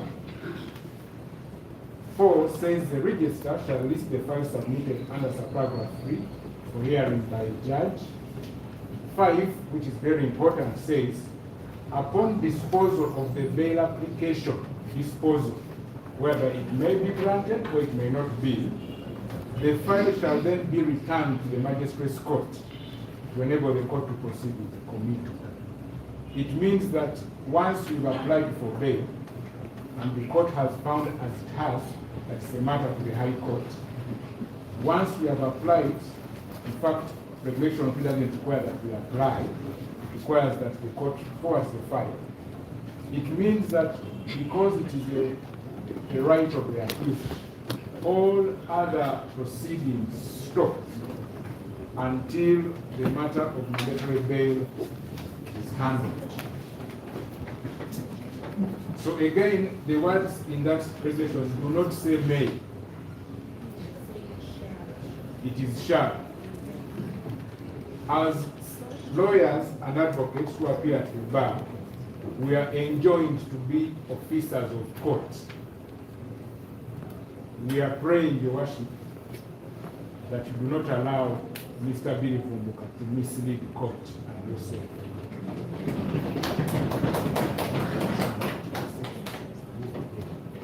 So, we are therefore saying that the command is that the file be forwarded. We also refer to the same regulations, which is case Rule Regulation 10, Sub Rule 2. Person who has been on remand, which my colleague referred to, more than 100 days, the magistrate shall immediately refer the file. Mr. Bill Rumbuka will have his day in court to make all the healthy submissions. We are saying that this court, its ruling, now does not have any matter to deal with this one. Let us go.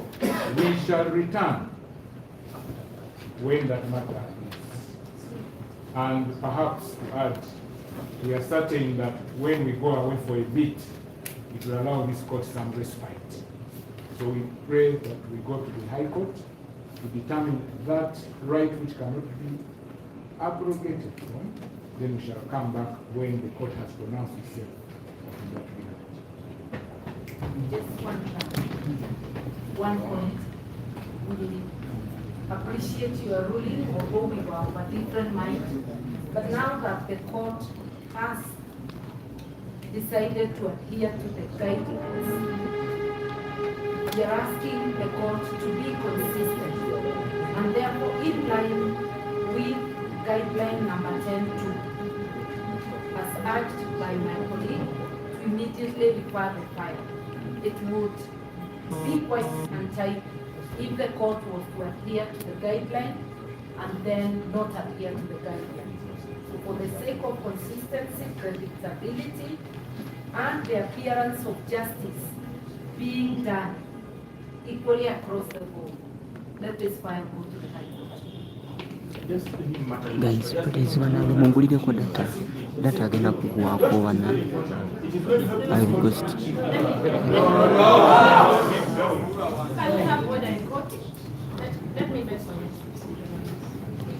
Again, so mungulire data ngukula wankumi TV have used 50%. So I request you, let anyone buy send me that on those numbers. fixed deposits, please. I want to finish. Yadde 15. Yadde 15 tugule on MTN. Please. Those numbers and pins. I beg. Kubanga tugenda kuvaako kati.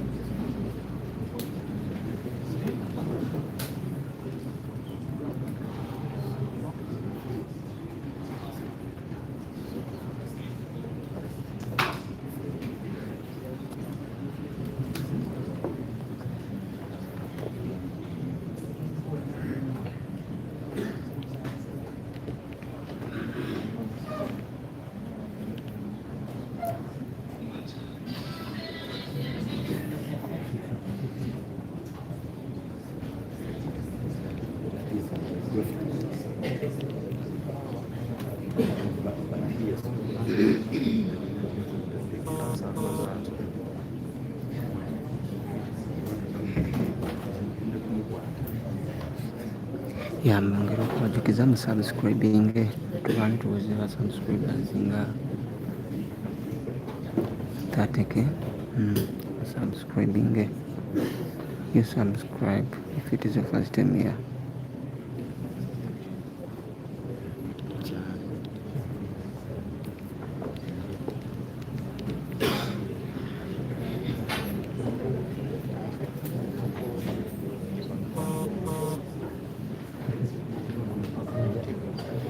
Mwena mugilikingi muli kubangi lwaki temulayikinga live byaffe? Mwena abagiriko mugilikinge. You like the video, please. You like the love.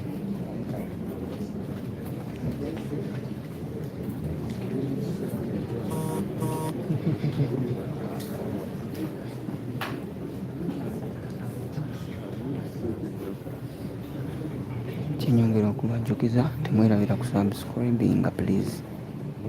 Make sure you subscribe. Tovaawo nga tusubscribinze ate omakinga sure nga oturning on ka notification bell awujja kuba updated ku buli kimu kituteekayo. Bananga muguleyo ka data ku namba ezo z'empini otumalirizeeko kooti yadde ezibeerawo zonna muteke ku namba ezo njagala kumaliriza kooti eno.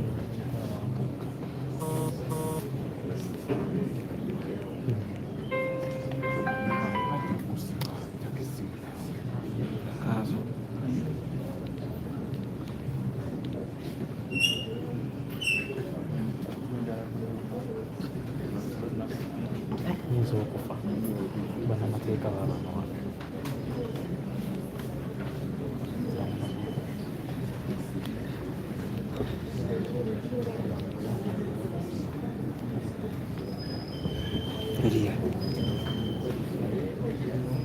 Eria uinako sente meka ku account yadde nolwata nonkulagiko olabe.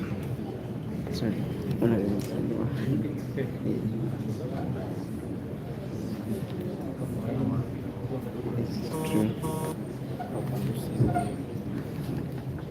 The court has made its decision on the application for mandatory bail. Court having ruled that it cannot grant the application for mandatory bail, the defense has submitted that this court should, as per the guidelines, submit the file to High Court for the application for mandatory bail. This court has not pronounced itself on whether the accused persons have clocked the period of mandatory bail. And as such, this court cannot cause the file to be forwarded to High Court as provided for under guideline number 11. Considering that prosecution intends to amend the charges and make other proceedings thereto, prosecution should proceed with the application for amendment to the charge sheet. Most of brevity, Your Worship, before my colleagues commences, our instructions guno omusango are to seek a revision of that order. It is well. If the revision will be made, but for now we proceed. When we ask for a revision, because the decision continued after it has been the subject of the revision, it is not proper for the court to continue the trial. Our position is strengthened by the Supreme Court decision of Charles Onyang Ogo and Andrew Mwenda versus the Attorney General. Mulenga J, SC, as the name was.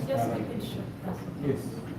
The import of this decision is that when a process in the lower court is under challenge in the higher court, the lower court must wait lest it proceeds and the decision or procedure is found to be faulty to the prejudice of the accused party. So our request, because we have sought a revision under the Criminal Procedure Code, we are referring to 848. We're asking the court to review the file, including the decision. Till the revision is done.